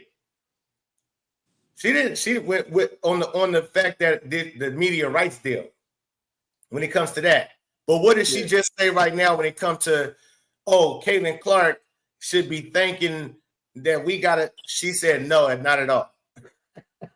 You also got to think so though. This too. This is a very woke league, right? And on the pecking order, on the totem pole, even though Cathy's the commissioner, she's lower than a black woman on the woke totem pole. So say that one more time. Say that last part one more time. Even though Cathy is the commissioner, she's a straight white woman. She has a husband. She's a straight white woman. Phee is a black woman. Although she's straight, Phee is higher on the WNBA totem pole than Cathy in terms of this, where it's like Cathy got to watch what she say when she talking to Phee. She can't just be like, man, what? I ain't say that shit, because now you talking about a black woman. Now no, I don't. like, you know. Go ahead, my bad. I hate to cut you off, but no, it ain't got nothing to do with it because the players never gonna mean shit to the commissioner. The owner's never gonna give a shit about what no players is talking about. I'm just talking about her response. I'm just talking about her response. Why she's so crafty? Because if that wouldn't be professional on her part, neither, though. So that it's not. I don't even think because of even if it was a white woman, that wouldn't. It wouldn't be a professional way to be like, no, she off her, like nothing of that sense. She actually answered it to the utmost professionalism. Like she did it real smooth. She gave you a little word salad, but she let you know it was a little. It's like she put a 10 on the she put a 20 on the 10 Phee is, but she never told you no, I didn't say it on a bargaining agreement when it comes to Phee. But she just told you right here, right now. Hold on. No, because she just told you right here. She lying. Right next here. Row, second row. I'm sorry. Next question. Second row center. Hi, Cathy. Annie Constable, Front Office Sports. You've continued to express that you are disheartened by the characterization of your conversation with Nafisa Collier. Just again, seeking clarity. Did you in fact say that Caitlin Clark should be grateful she makes $16 million off the court because without the platform that the WNBA gives her, she wouldn't make anything? And do you actually? And Phee said 60 actually. Feel that way, that without this platform, players like Caitlin. Look at her. She already shaking her head. Hell no. They do off look, you gotta look at it. Don't listen to this a word. Look at her whole get down. Pay attention to her whole body language. She like, fuck no. In her mind, she like, man, hell no. When Nafisa Collier, just again, seeking clarity. Did you in fact say that Caitlin Clark should be grateful she makes $16 million off the court because without the platform that the WNBA gives her, she wouldn't make anything? And do you actually feel that way, that without this Fuck no. platform, players like Caitlin Clark Bullshit. wouldn't be making what they do off the court? She's jealous of Caitlin. Obviously, I did not make those comments. Caitlin has been a transformational player in this league. She's been a great representative of the game. She's brought in tens of millions of new fans to the Tens game. of millions. She's put Hello. She fucked with Caitlin Clark. Y'all don't even understand that. I think y'all don't understand. I think y'all really got shit fucked up. Behind the scenes, she made it known she fucked with Caitlin Clark. She put 41 of her games on national TV. She put, put the All-Star weekend in her hometown. She put a preseason game at her school. Come on, man. Yeah, that's hold on, let it play. Let it play. Hold on. Held her back from a full season this year. But again, I'm not going to get into every point, counterpoint. It's not productive here. We're here to celebrate the WNBA finals. I think what Indiana just did was amazing with all the injuries they had and the everything they faced this year, bringing that to a game 5 in overtime. But yeah, as I said, there's a lot of inaccuracies reported out there. And I certainly did not say that. No, Pope.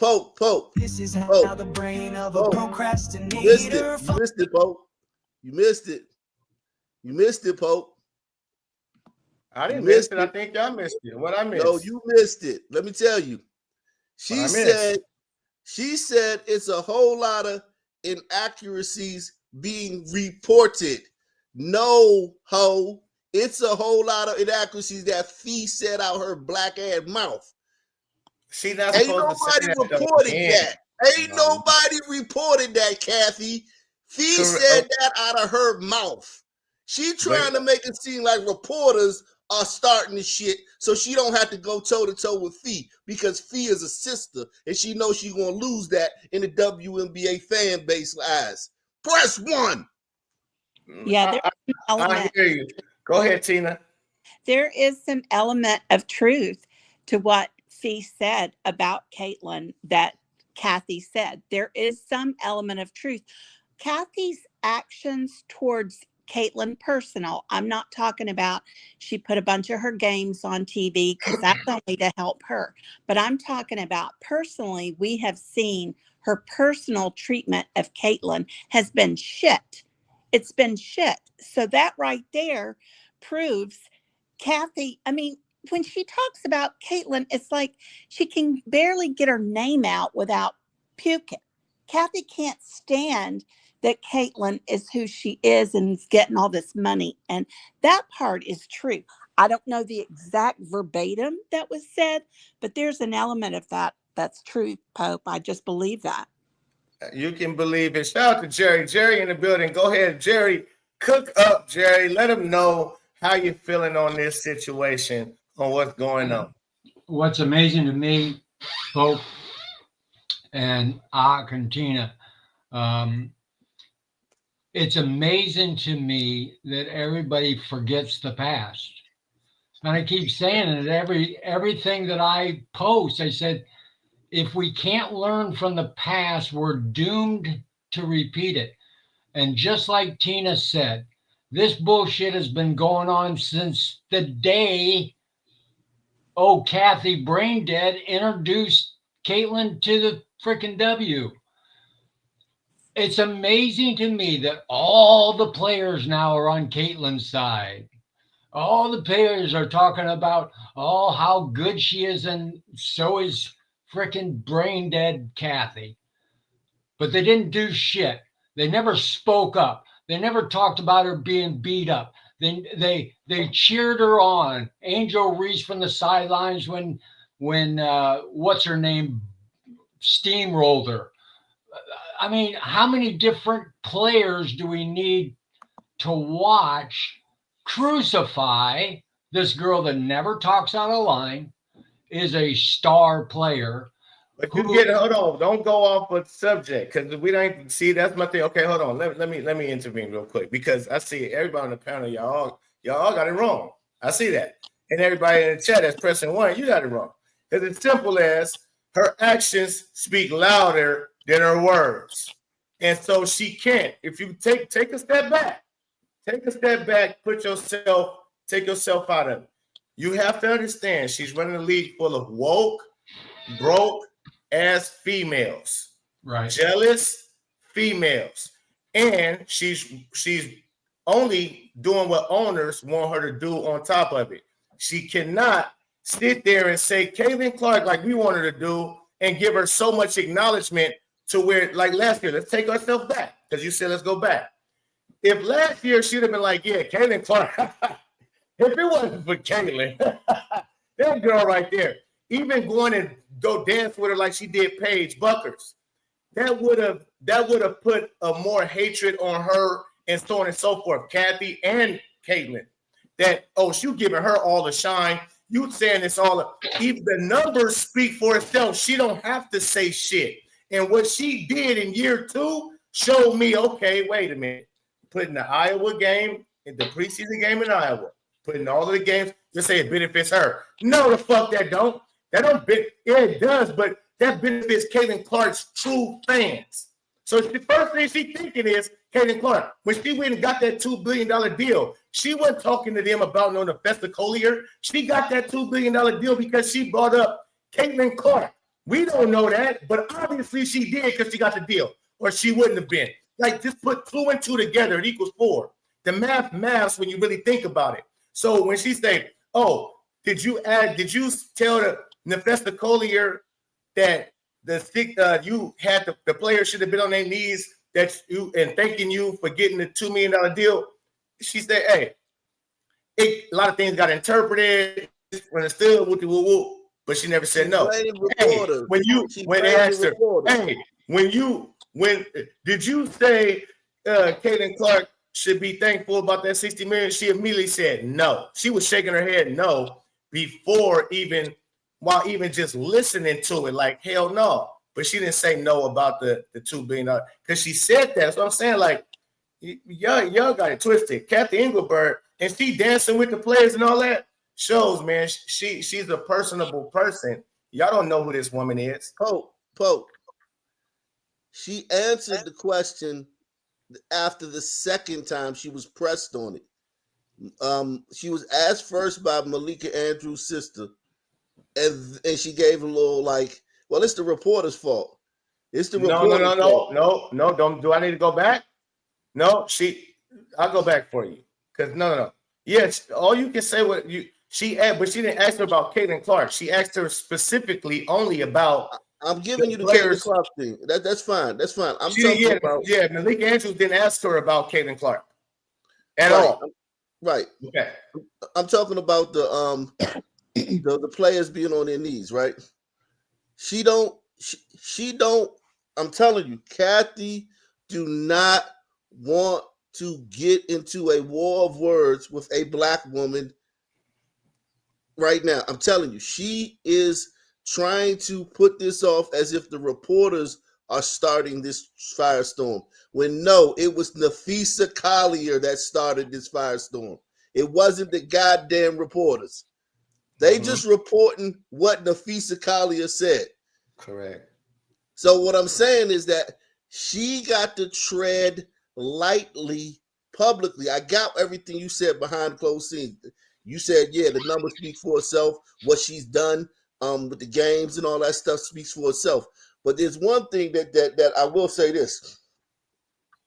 The physicality that we complained about, you said, okay, we was the only ones complaining about it last year. Like you said, why didn't she fix it? Because she fixed the games. She got more Caitlin Clark games on TV. Why didn't she fix it? She said, now we're going to fix whatever the players say don't like with my leadership, we're going to fix it. We're going to fix this. We're going to fix that. It took Nefesa Collier to complain about it. She didn't care when Caitlin Clark and her fans complained about it. No, because again, you got to understand it's the dynamic of it all. You can't just change it all overnight, right? No, I got you. Last year, I got you, but hold on, Pope. Let me just say this right quick. Nobody's saying change the whole NBA rule book, WNBA rule book. We're saying, you know what point of emphasis is, Pope. You know you can come into a season, say, Last year, pass interference was a problem. This year, I want the referees to put a point of emphasis on pass interference. Blows to the head was a problem. NFL does that all the time. They'll make Yeah, something a point of but emphasis. it's different. You got to understand. You're dealing with she taking over a league that nobody cared about, nobody paying attention to, and this is how they've been playing. So if this is how they've been playing, and ain't nobody been crying about it, that's what they have been hanging. They pride themselves on. We physical. We can take a licking and keep on ticking as women. So now all of a sudden, when it's just only Caitlin Clark fans, when she arrived and she get this talking, and we complaining, and we the only ones complaining. We and Caitlin Clark is the only ones complaining. That doesn't cause for immediate change the next season. Now, the next season, when you lose Caitlin Clark for a whole year and you have more eyes than even on the game than last year, and we know a lot of these teams and players and how this is going now. Now, a lot of other fans outside of Caitlin Clark is calling this shit out, along with now all the other players, not just Caitlin Clark, is starting to complain and so on and so forth. So, yeah, now at this point, and you have to address it, especially. So it's like y'all wanted to do everything overnight. Now, they don't work like that. Last year, it was just us. This year, it's majority everybody, plus the players.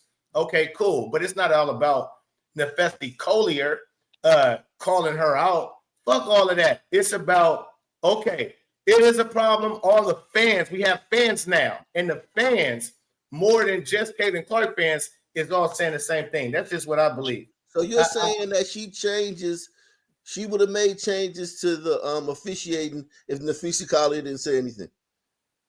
Yes. Now, listen to this, though.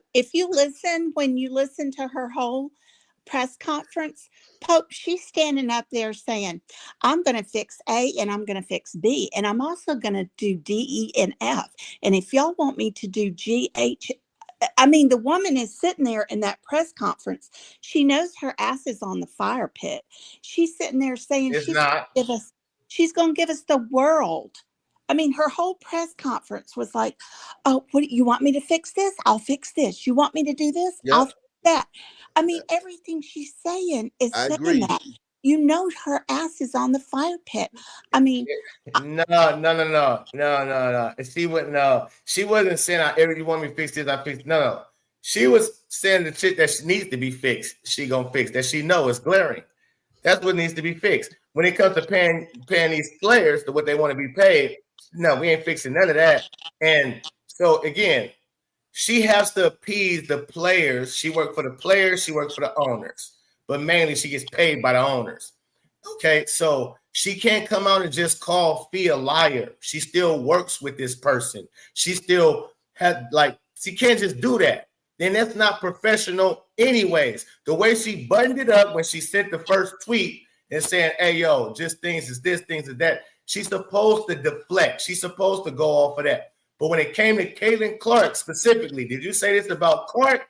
She told you no, and she meant every word of it. That's a total lie, I believe, from Nephesi Collier. For sure it is.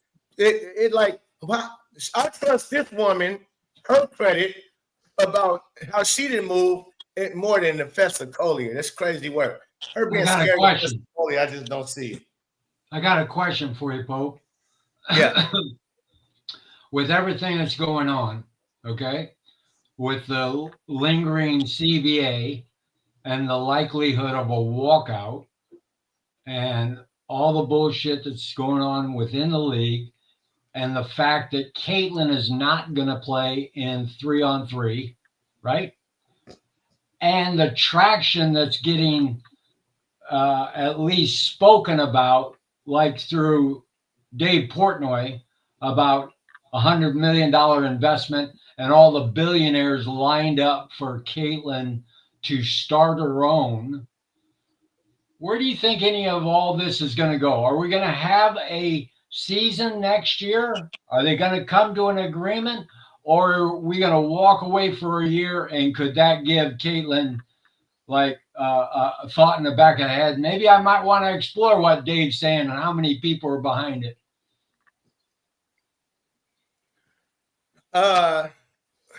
Listen, I've said from last year, man, beginning that the WNBA was going away when they announced Unrivaled. I believe that they came with Unrivaled to get up from up under the WNBA. A lot of the other shit is just the other shit. That's what all thing makes sense to me. But this woman right here, I don't know, man. She just everything is getting pointed at her direction, like she's supposed to wave a magic wand and just to a league that ain't made no money. Nah, man, them girls ain't pushing no weight. All right. And Well, if the unrivaled, we're only talking about 30 some players, so it jumps to 50, whatever. How many people are left behind if this all shifts to unrivaled? Doesn't something like Dave and what I've been saying let Caitlin come up with something that has got all the financial backing that they need to put it on the right way? Doesn't that have merit? I don't understand what you're saying. You go ahead and answer that, Black Lumbo, if you want to. I'm not sure what I you're think going. he's talking about Caitlin, Dave Portnoy starting a new league or something. Is that what you're talking about? Well, yeah, he was on Rachel Demita the other day, and he said, "Hey, I'd give $100 million, and I'd have a line of billionaires lined up, ready to invest in Caitlin Clark in a new league." So if the WNBA is going away, why doesn't that make sense in Here's the bringing thing the with right that. players and the right attitude with a premium showcase on the court? Let me Where, say this. hey, Let me say this right quick. I gotta get out of here too, man. Thanks for having me up, though, Pope. But yeah, no doubt. Let me just say this. Make sure y'all hit the like button. Make sure y'all super chat, man. Hit the super chat, man. Super chat y'all questions so we can see them easier, man. And also, I think that if Dave Portnoy, I believe Dave Portnoy that he's talked behind the scenes and he's floated it out there, and there's an interest for people that would want to start a new league if the WNBA doesn't act right. But I think that alone, that the WNBA is in those same circles, and I think they're going to act right. I think that these girls are going to get a 4 times pay increase. I think the top players are probably going to make close to $1 million. I think the rookies will make maybe 150, to 200,000 a year. I think they're going to get a big pay raise, and I think they're going to start the season on time next year. I think that there's no way they don't start the season on time, even if they get locked out in the offseason. I think they start the season on time, and I think they get what they want with the raises, and I think they get what they want with the style of play. I mean, with the refs actually calling, the officiating getting better. I think it's too much pressure on people like, you not treating these women right. Y'all gonna, do you imagine a firestorm if it's just seen as if like these women are getting treated wrong publicly? It's not going to happen. It's not going to happen. They're going to get everything they want. They're not going to get as much money as they want, but they're going to get more money than they deserve. But yeah, I'm out of here, man. Thank you, man. I got to stop myself, man. I'll talk to you later, man. All right, now. Well, I do feel like there's only a small percentage of the players that can afford not to play. And I think there's such a majority of the players that cannot afford to sit out. I think they're going to end up and take the pay raise. Cathy did say in the presser, she goes, "We know the importance of higher salaries and more benefits. Where the sticking point is the players want a really big revenue share, and that's the part that they're not willing to give on." And if I was a player making $100,000 and I was going to make $400,000, I think I'm going to take that and take the lesser revenue, because they need to prove themselves this year, because they didn't have Caitlin Clark and they see how bad the viewership was. They need to prove they're worth more, because what if Caitlin goes away? What are they going to look like? So I think they take a deal. Jerry? Yeah. You agree with that? I think everybody has come to acknowledge what we knew before she ever left Iowa. Caitlin is the needle.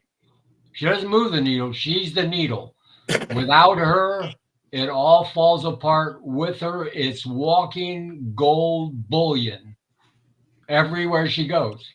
I mean, she could go to the LPGA and play golf, and they'd have record attendance, record viewership. She's just that type of entity, and she's the all around real deal. In person, on camera, off camera, she's just golden. Nobody has any mud to throw at the woman. It won't stick. And that's what we all gravitate towards. And of course, her game is next level, next level. If she got a coach that would use her like Lisa did, they would be unstoppable. They would be running the court and running everybody into the flooring. Couldn't be stopped. That's my belief. Caitlin is committed to the WNBA, which we're going to bring that up next. Shout out to Live Wires in the building. What's up, Live Wire? Yeah, man. Yeah, Caitlin is I don't know. I'm gonna play that exit interview. I'm sure y'all seen the exit interview. Any thoughts on her exit interview? She said exactly the amount she needed to say. Yep. And, I hear people going, she should have said more. She should have said more. No, Caitlin's above the fray. She didn't need to put herself beneath the others. She said the exact right amount and kept it professional and above board. Short and sweet and to the point. Yep. And she's always that way. She deals with every. So when Cathy Engelberg what was Cathy Engelberg? What was she when she spoke? I think she was just trying to tell us she was going to give us the star, the moon, the sky, the whole. I think that's what she was trying to say, because I really do think there's big heat out there. I mean, I know you're thinking one way, Pope, and I'm kind of like leaning more toward too much heat right now. And I think part of it is coming from big sponsors out there as well, because you've got all these State Farm, you've got Nike, you've got Gatorade, you've got all these people. And, if Caitlin's not part of it and she's not put up there, Cathy's job is really on the line. I really believe that, let's see, they get the agreement done. I still think Cathy's going to be gone, because I feel like I've seen it too many times with really big businesses. When the top person really screws up, they get rid of them. They may need to do certain things right now, but when that's done, I just don't see her staying. I think there's too much heat. Pope. This is amazing. Pope. I think that what Ox said has some merit. I think that Cathy, she doesn't want to dip over to what you and I both know is going on across the nation and around the world. The black and white thing is real, right? You and I can talk and have a conversation. We can pal it up. Wait, I don't mean cut, because I wanted to get what Tina just said, because I'm really stuck on this Cathy thing. I'm stuck on this Cathy thing big, over even the Caitlin situation, because I see too many of us trying to throw her far under the bus, and I'm like, really, what has she done? But you said, what did you say? And see, that's what I wanted to answer you right before. What did you say, Tina? I was talking about the big sponsors that are out there. When the heat gets so hot, and that's why she's standing up there making all these. That's what I'm talking about. Okay, got you. Now, okay, so yes, no, she is far from getting fired. She's the only commissioner of the WNBA, and that just happened 6 years ago.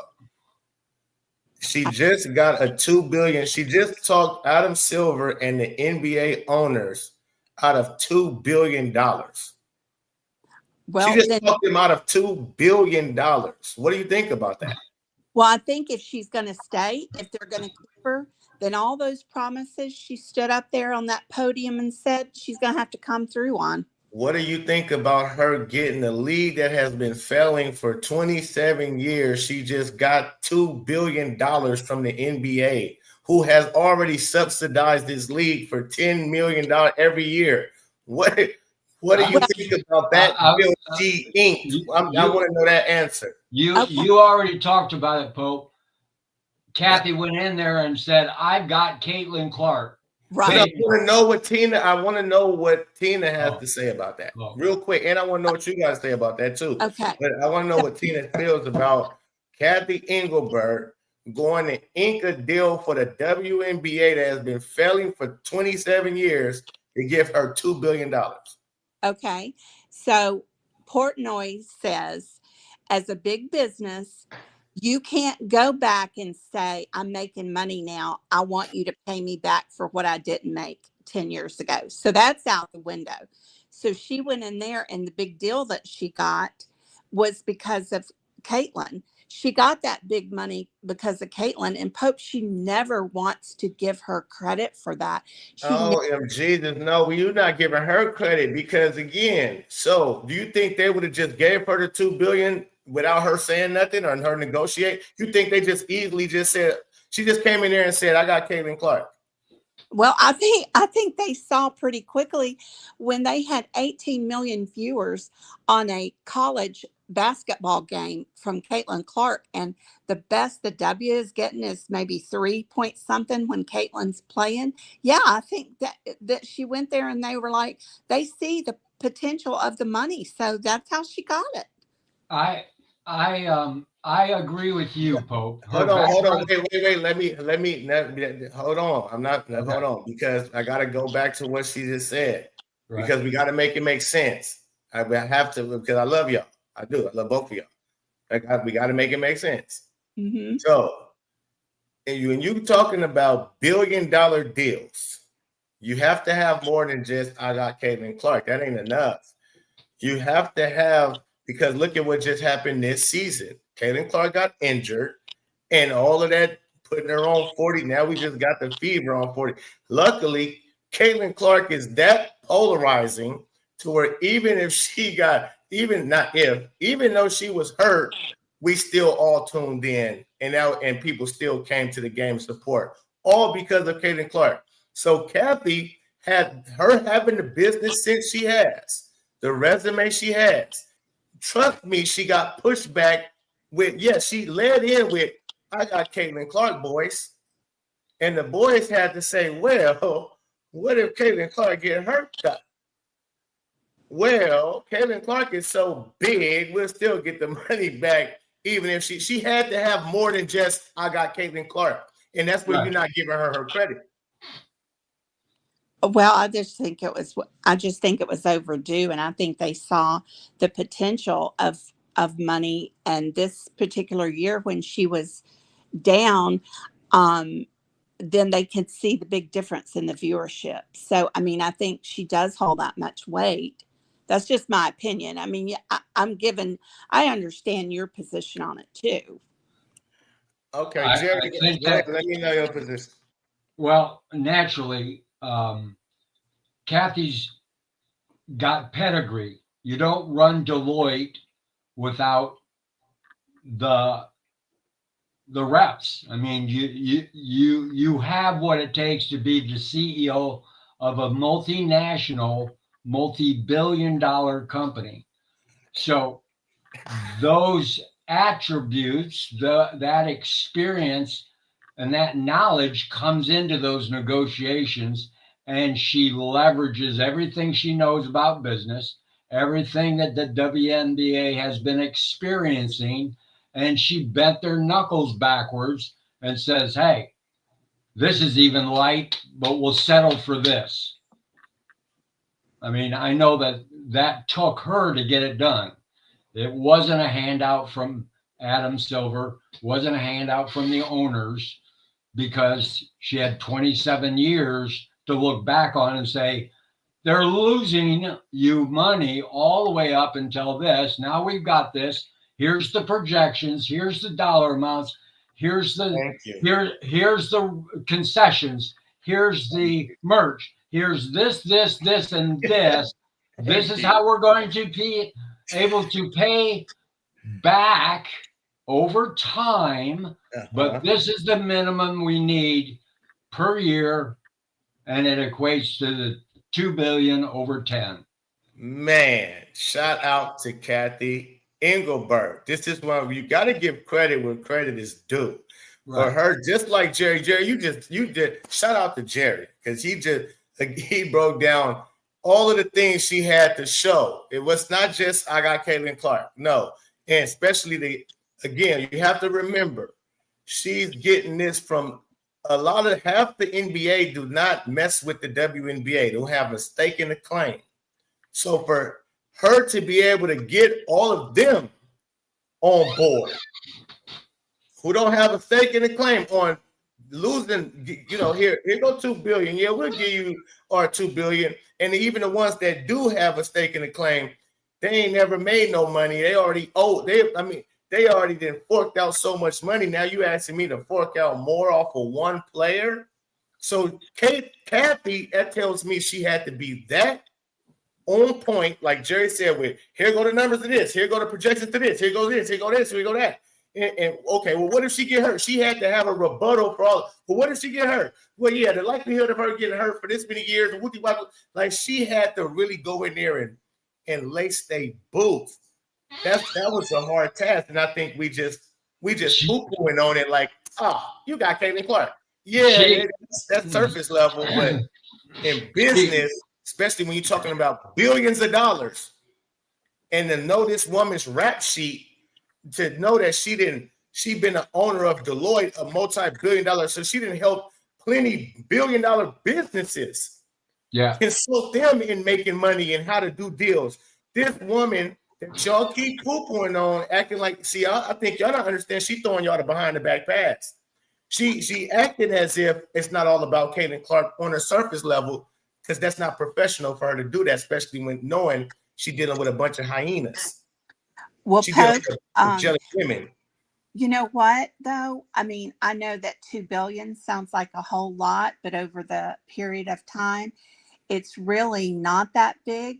And you know who said that? Cheryl Miller last year, when the $2 billion was brought up, she said, no, it needs to be closer to $20 billion. Okay. I'm not gonna cut you off. But who do you think know more about business? You think Cheryl Miller know more than Cathy Engelbert about business and trajectories of where things is headed and how to get billions of dollars? How many $1,000,000 negotiations you think Cheryl Miller has been in? Probably zero. Well, I think yeah, I think Cathy is more So of the I got Cathy's and Cheryl Miller is more of the basketball side, that she, sees what the potential is in the basketball end of it. And I do understand Cathy's more of the numbers person. And she, Cathy already had the answer for him about CC being hurt. While she was doing the negotiation, CC was hurt. She had the numbers already that they're still coming in. They're still selling merch. They're still selling hot dogs, drinks. We're filling out stadiums across the country. Hotels, people. Here's 26 million just for Indianapolis in increased revenue for business. So she had all that. She had it all. She had every city, Pope. Every city of every stadium, she had the numbers. Because that's her background. Exactly. That's what I'm saying. And people not giving her the credit. And like I said, with things that she messed up in, I'm okay, yeah, she didn't do right there. She didn't do right at fixing the refereeing right away when the Caitlin Clark fans is screaming to fix this bull crap physicality stuff. But all the other things, like why are we watching Caitlin Clark on Ion all the time last year, and why is why is she playing in this little arena? And this year they made sure they opened up more bigger arenas, NBA arenas.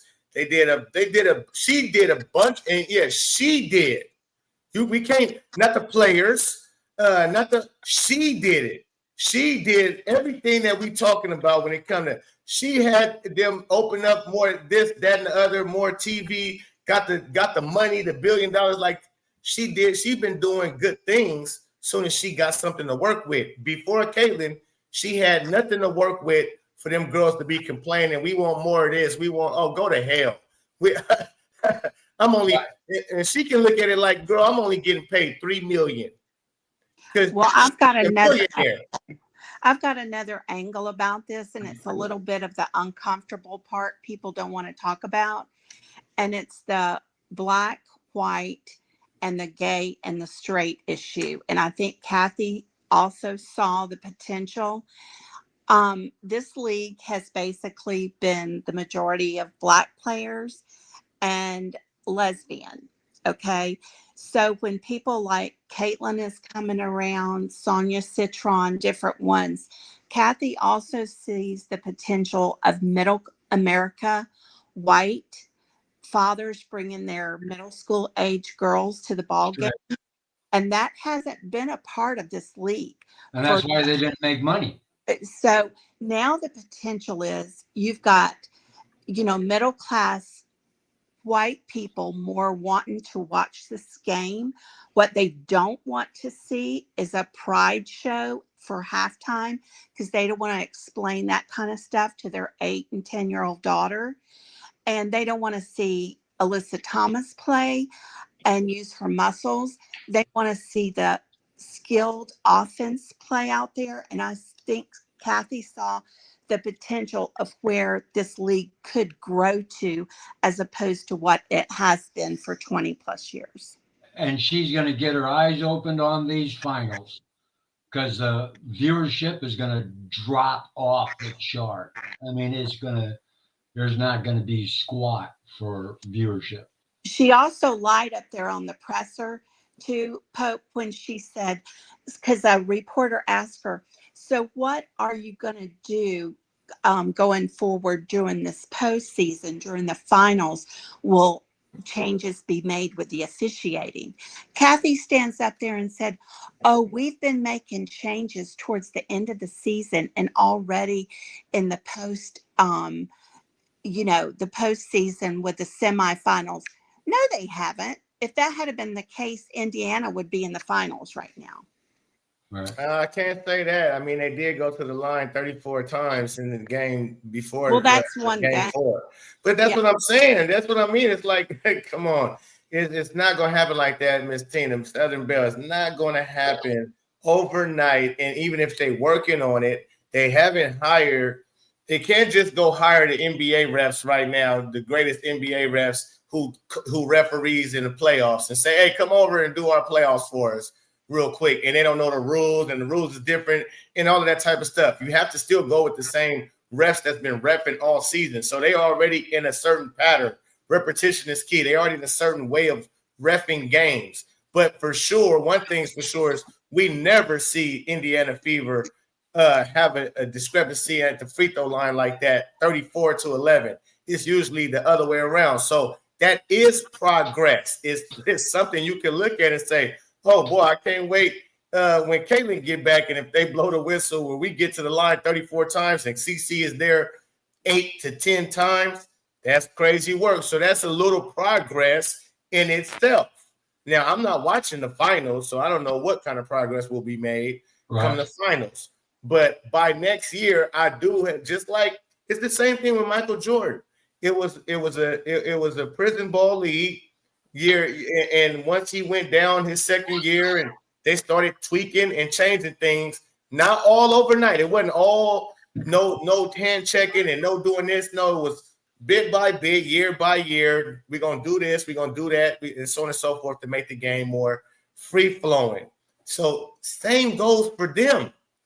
It's like she's just got handed a league, ladies and gentlemen, not just Tina and Jerry, but she just got handed a league that's been failing and that's been hanging their hat off of being physical. That's what we have to understand.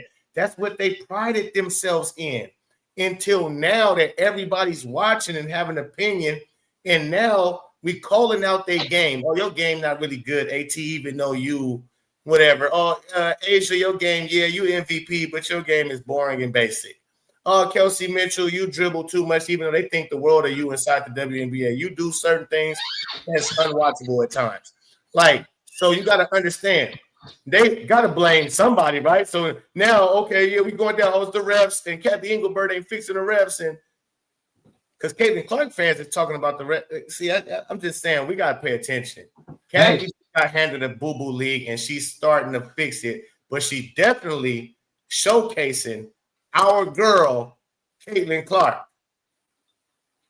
I got a question. I don't have any idea on this, Pope, so give me your feedback. Concerning this revenue share, I don't have any idea what that means. Is it concessions? Is it merch? Is it gate? I mean, how much, when they talk about revenue, how far does that spread? Because 1% of the whole thing is a hell of a big number. Hell of a big number, which I wouldn't think would be so hard to negotiate with owners or whatever, that 1% gets dispersed amongst the W. Well, I think I heard, and I don't know if this is exact or not, but I think I heard they were offering the players maybe 7 or 8% of revenue. There is no way in hell that these people can be so stupid if you're talking about revenue of everything to turn down 5 or 7%. I know. That's freaking insane money. Well, and they're wanting something like 30%. That's crazy. They are brain dead. Yeah. There is no way in God's green earth would any businessman ever agree to a 30% revenue share. That's before they pay everything. Yeah, Revenue is different from profit. Yeah, Profit's after you've paid, and it's a smaller number. Revenue is huge. Correct. I mean, yeah, percent would be a huge amount. I don't know what they're complaining about with that.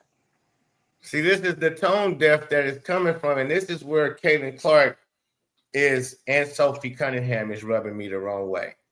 This is where they both rubbing me the wrong way because they speaking. Well, Caitlin's not, but she is in a sense the same damn way.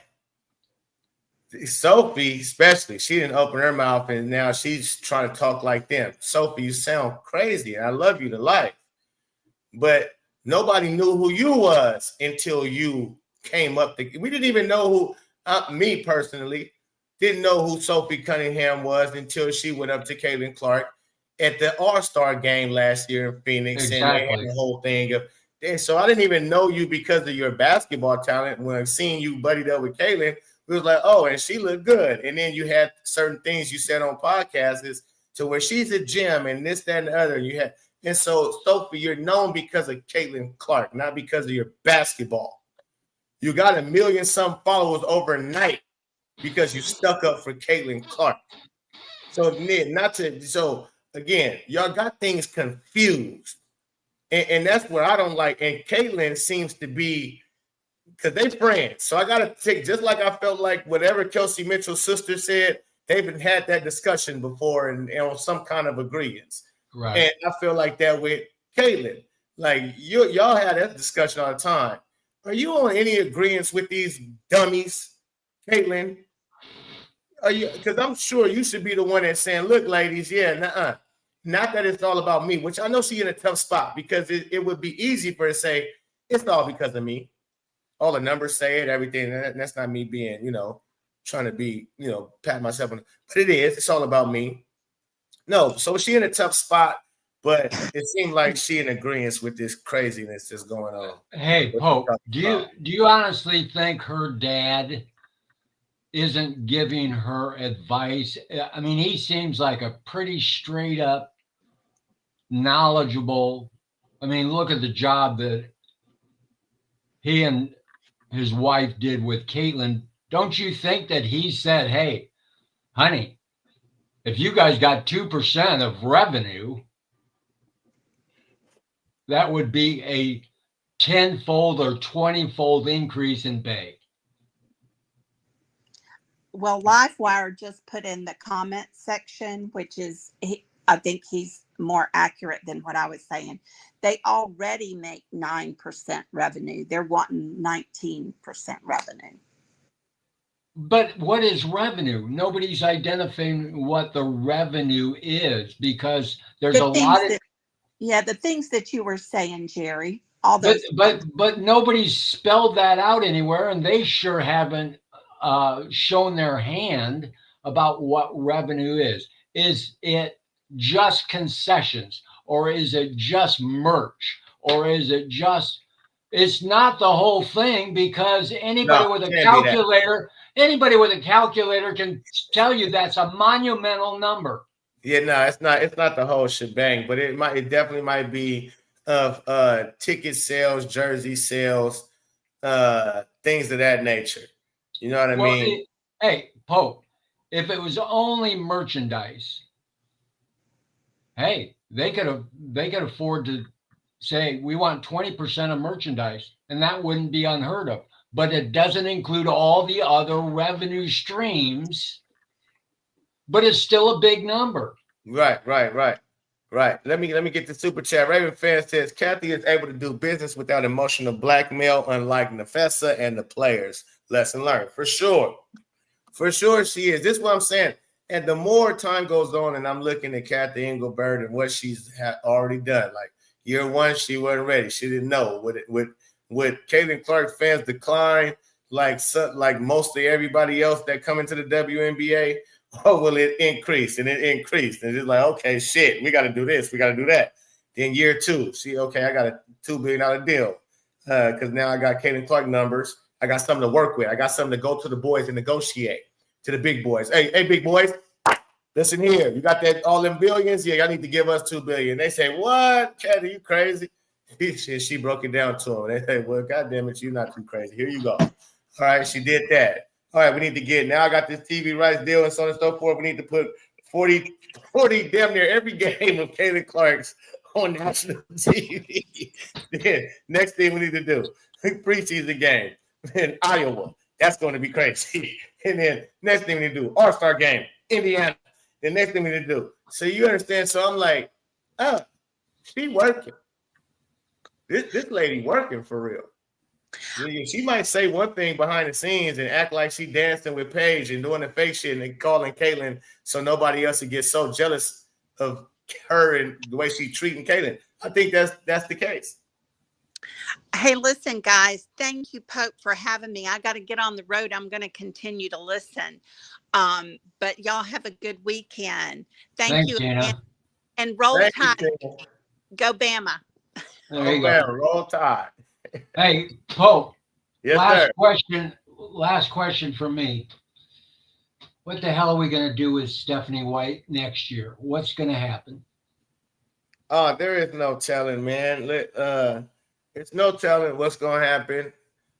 And to be honest, I think if Caitlin Clark would have had more time, if she did like last year, no injuries, playing every game, it would have ended up going her way like it did rookie year.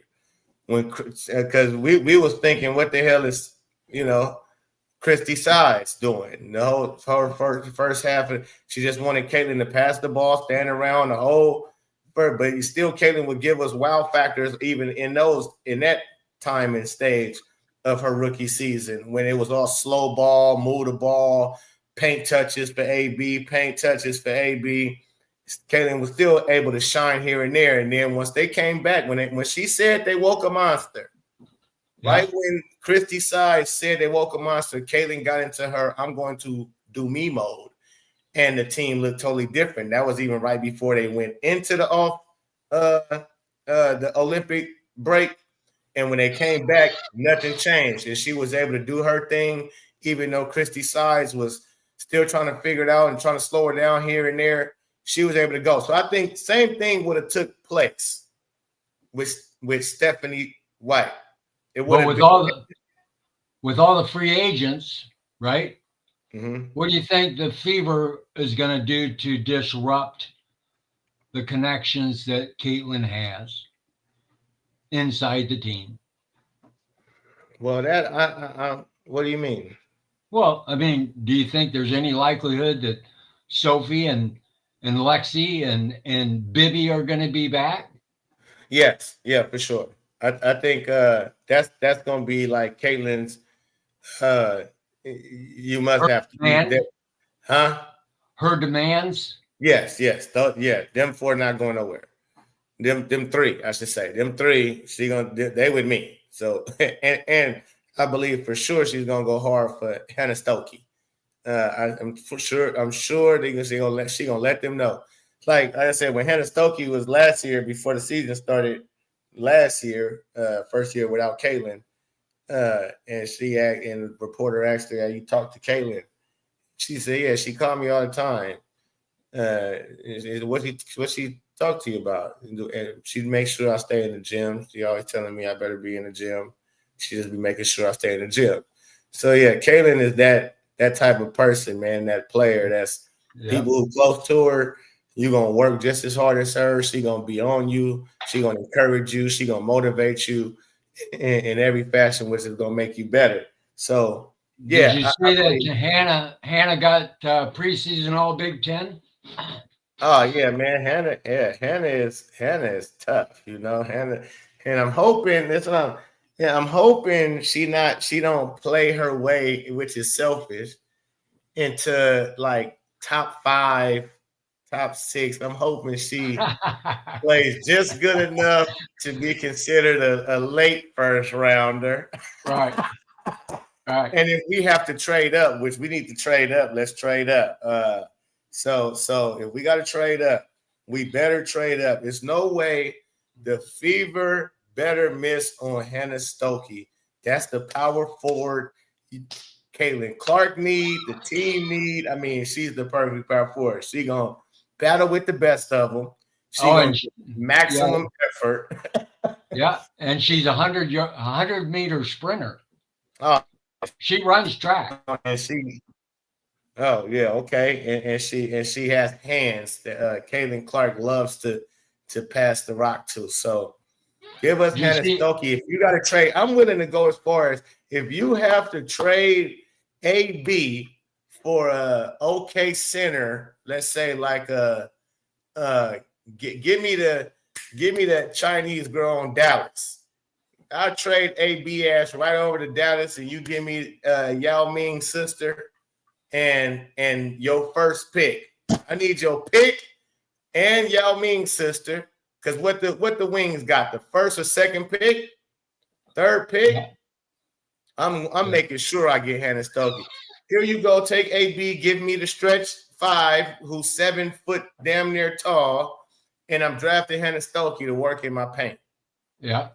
I take Hannah Stokey to run the floor and do my pick and roll. I'd rather do pick and roll with Hannah Stokey than AB. Oh yeah, a lot smoother. And then I have a pick and pop with I forget her name, Yao Ming's sister, but y'all know what I'm talking about. Yeah, I like her game. I really do. Pope, did you see the game where Hannah scored 46? No, I didn't see that game. But yeah, I did see her highlights. With Caitlin. Yeah, with Caitlin. 46. And that fast break and pick and roll was just unbelievable. She just kept feeding her. And yeah, is it? Go ahead. I was going to say Hannah never runs out of gas. No, she's never gassed. And she gonna battle. Is it Ling Ming on the wings? No, it's not Ling. It's like it's something else. I think it's something else. It's not Ling Ming. Oh no, her name is Ling though, huh? Yeah, Ling Ming. Yeah, that's her new nickname. Yeah, I'll take Ling Ming. I'll give you Boston in our first round pick. I'll swap you that. I'll swap you picks. Take our first round in the league Boston. Give me Ling Ming. You hear me? And that first or second pick you got, and I'm getting Hannah Stokey. Do you think that Caitlin will put her foot down? Yes, no doubt. Caitlin.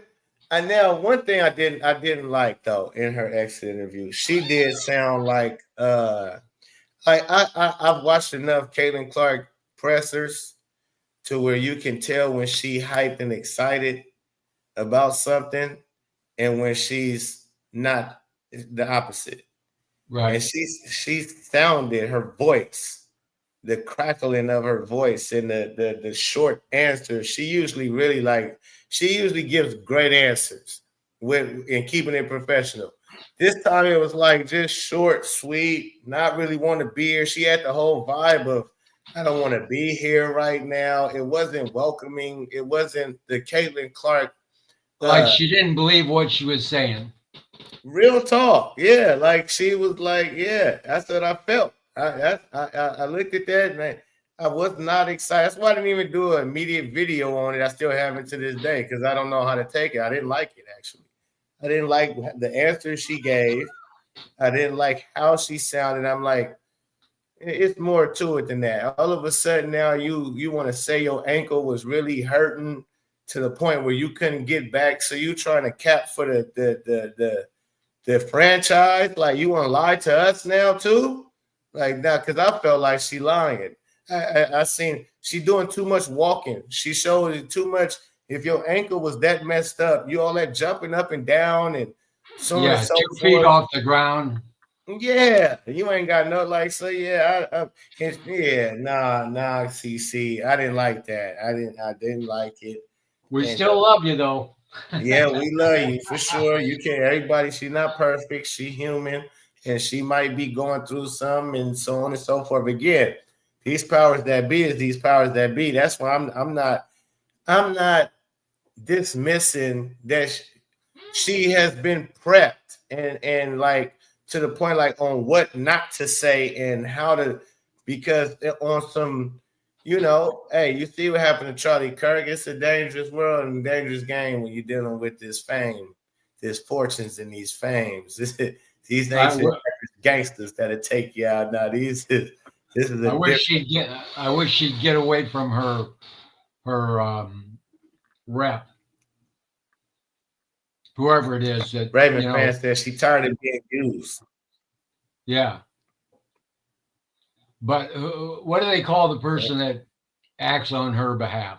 I can't even think. Her agent. Her agent. I wish she'd get away from her agent. The fact that Fee's got the same agent. Yeah, that's whack. And I just I wish she'd get somebody else in there. Hell, I wish she'd put Dave Portnoy in there as agent. Yeah, for sure. He'd stir some things up. For sure. Or myself. CC, I'm available. There you go, buddy. We'll get you everything that you need, for sure. Me and Cathy Engelberg will be working hand in hand. Me and Cathy had this thing cooking in no time. Don't even trip. Cathy sends you out for the press conferences. It's funny though, man, because everybody, like, I really never even looked at Cathy as no threat, and just not even either good or bad. I just like, okay, yeah, she's the commissioner of WNBA. Like, it's trash. Like, what is she supposed to do? And then the other things that I was eating up the. Oh, you just gave Caitlin Clark a phone call?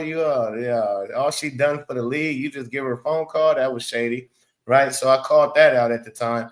Her celebrating with Paige, I didn't call it out, but I was like, oh, yeah, that's kind of crazy. You'll go do the whole celebration and dancing. And then her at the All-Star weekend, dancing with all the players and having a good time. And I'm like, you know what? And then now reading her past, her background, I'm like, you know what? She might have been strategic about this whole situation the whole time. And she like she behind the scenes really working Caitlin Clark, which is obvious, all of the shit she did.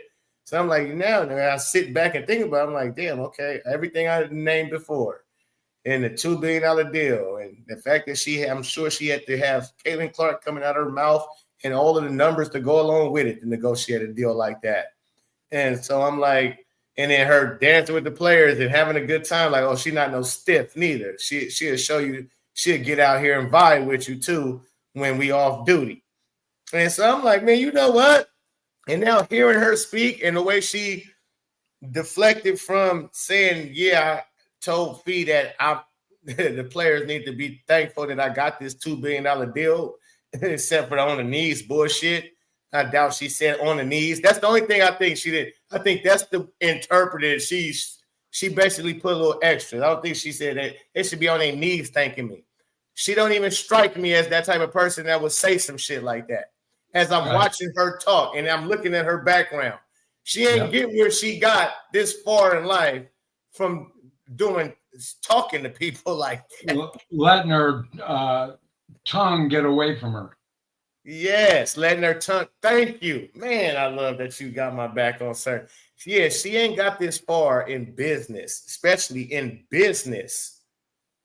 And to let her tongue get away from her like that, to where they should be on their knees. I can see her saying, yo. They should be thankful, but that's it. That's it. And that's why she didn't say, no, I didn't say that. So, but when it came to the Caitlin Clark, as soon as they asked her, did you say this about Clark? She would, before she's shaking her head the whole time. No. Right. She did let you know without saying, Phee, you're a liar. She said, no, I didn't say that. That's wrong. That's definitely not what I said, which is saying whoever told you that is a liar. Okay, so, I know that you're getting tired. 2.5 hours. Yeah. Let me get over here to YouTube to get you a freaking some change. Oh man, much love, Jerry. It's been good, man. I'm glad because that's why I waited to even put a video out and go live. I wanted more things to come out with the exit interviews and what people had to say and things of that nature. Hang on 1 second while I get this put in here. Yes, indeed. So Caitlin Clark did speak a little bit about what she planned on doing in the off season. I think with her saying, I'm looking to play some 5-on-5. I think that was a direct at Phee and those people. I think she even know Phee lying about what Cathy said. I think she know better than that. And when she said something about the leadership, it needs to be better or whatever the case may be. I didn't like that because I'm like, Caitlin, you don't listen to what these girls is talking about. Look at what the lady has done. Now I see Caitlin can be frustrated because she's been complaining to her about the officiating since last year, and nothing has gotten done. So I can see her saying, "Yeah, I want new leadership offer because bitch, you ain't listening to me." So, oh man, look at Jerry, man, coming through in a major way. This is Bribe for you, covering Iowa basketball and keeping it one. Oh no, listen, Jerry, I'm a cover Iowa basketball. I'm a big Hannah Stokey fan. I'm a big Iowa fan. Like Caitlin Clark, and the way that Iowa is, how they represent. Oh man, I'm a big Iowa fan. How they carry themselves, how they play the game of basketball, how Jen Jensen, how she coached Lisa Bluter.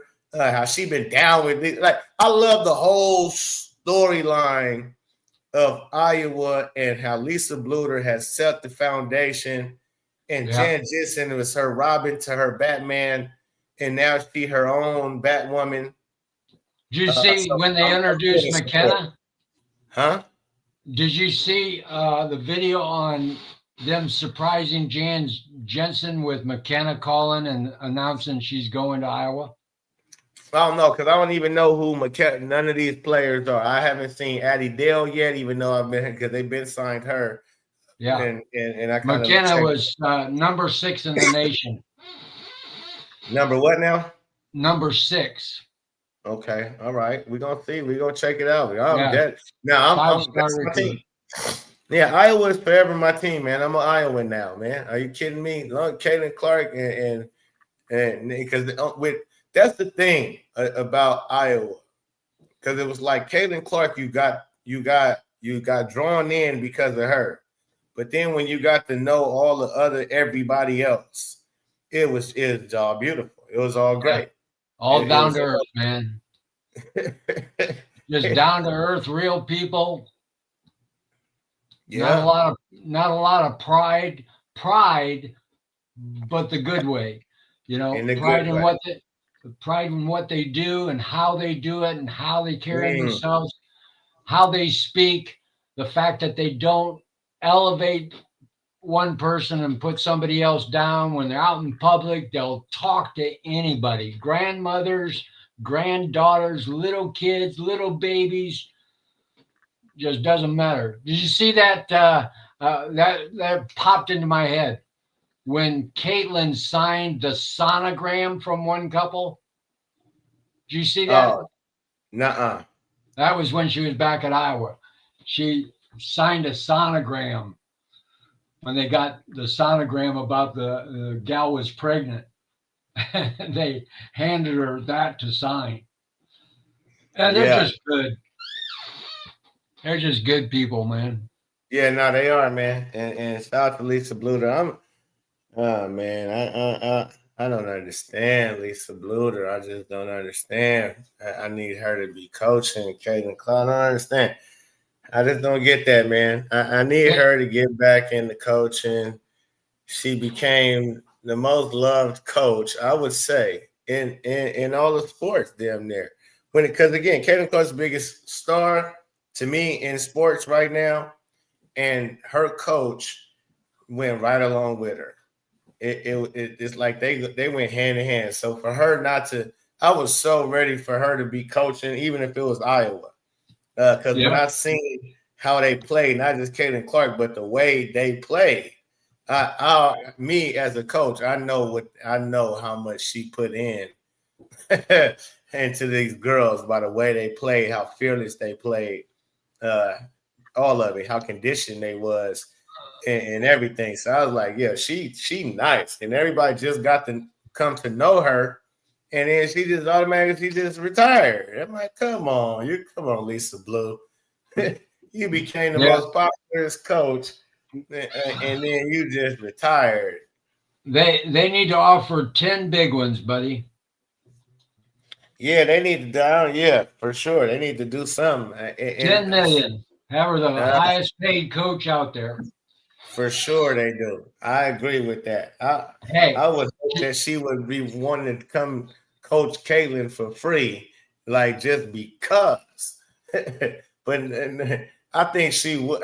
I just don't get why she retired. I just don't get it. I thought she definitely retired so she can line herself up and be available for Caitlin Clark in the Indiana Fever. I really believe that's why she retired so abruptly, just out of the blue like that. I'm like, oh, she making herself available. Well, she said in a number of interviews that she hadn't seen any of her sons basketball, right? And he was a senior, and it was just time to go. She took him to places they'd never been, and she wanted to see that last year of him playing basketball. So who knows? Maybe she might still be available. Yeah. I think she's still available. I'm just like, let's pull the trigger now. Because I think I just can't believe she would just like, because that's what I'm saying. I think all of that timing added up for her. That retire now, when she had all the players that committed there, that transferred there, they already was locked in. They couldn't transfer out by the time when she retired. So they were stuck, even if they thought about wanting to transfer, they couldn't. So that timing was right. Her son last year playing basketball in college, that timing was right. And then making herself available for if the Fever got rid of Christy Sides, that time was right because last year that's why I thought for sure she was gonna be our coach because she got to see her son senior year. That was gone. I did that. Now I felt like okay, she about to come and coach us for sure. And they hired Stephanie goddamn White. I'm like, how didn't y'all hire? Y'all should have did whatever it was to get Lisa Bluter out of retirement and into in the Fever organization. That's just so. Maybe they ain't missed the boat really, but they missed that opportunity we just could have had for sure. I think what Lisa did over the what was it, 25 or 27 years? She set a foundation, her and Jan, that I think Iowa is going to become one of the powerhouses that everybody thinks about when their girls are coming up through school and where they want to play basketball. It's because of everything they laid out there, all the presence and their just the niceness of everybody up and down, and doesn't seem like they ever stumble in public or in front of a podium. They're just so smooth. Hey, shout out to Liz for the $10 super sticker. Much love, much appreciation. Yeah, they are. So no, I'll be definitely covering Iowa basketball, seeing what's going on in college basketball because it's a lot of up and coming stars. We want to see what's going on. I think how they showcase themselves this year too will have a lot to do with if they want to bring the WNBA back. Like if the lockout, like let's say they lock out or go on strike, I think they're gonna want to make it more. They're gonna want to get the season on the way on time. If these girls is playing ball, if they balling, if the Hannah Hidalgos and Juju out, but Hannah Stokey and Olivia Miles and all the top notch players. If Latoya, what's her name, Letitia. I forget her name. She used to play on Florida State. Oh yeah, Mo Wiley. It's all kind of players. There's a lot of players coming up. So we shall see. I'm gonna have to get a microphone, be your Iowa correspondent to go live. Yeah, no doubt. I would like to have you definitely do exactly that. I was going to actually say that. I was going to say when we do the Iowa stuff, we got to be live and in color for it. I'm talking about at the game. Oh, okay. Yeah. You're going to be at the games. Well, I don't know if I can get tickets now. They sold out. They announced their third year in a row now. They're all sold out. Season tickets are gone. Are they ranked out the gate or what? No, not that I know of. They should be ranked. You got I know. Hannah Stokey. I was hoping Hannah Hidalgo went over there or something like that. Olivia Miles went over. I was hoping Olivia Miles went over there with Hannah Stokey. I think we're going to have a ringer with the other gal that you brought up, Addie Deal. Yeah. I think between her and Hannah, and they really get along really well. I mean, there's been a lot of practices that they've shown. This whole team is going to be another one like what Caitlin had, where they've got the supporting cast and everybody's going to be clicking. And Hannah going to be balling. Oh, yep. Let's go Iowa Hawkeyes. All right, ladies and gentlemen, that will conclude the show. Shout out to Jerry. Shout out to the chat. Shout out to everybody that has been supporting. Make sure you hit the like button, subscribe. It's the Pope. Peace and love. Y'all enjoy the weekend. Have a good weekend. All right, you too, Jerry. All right, bye. Yeah.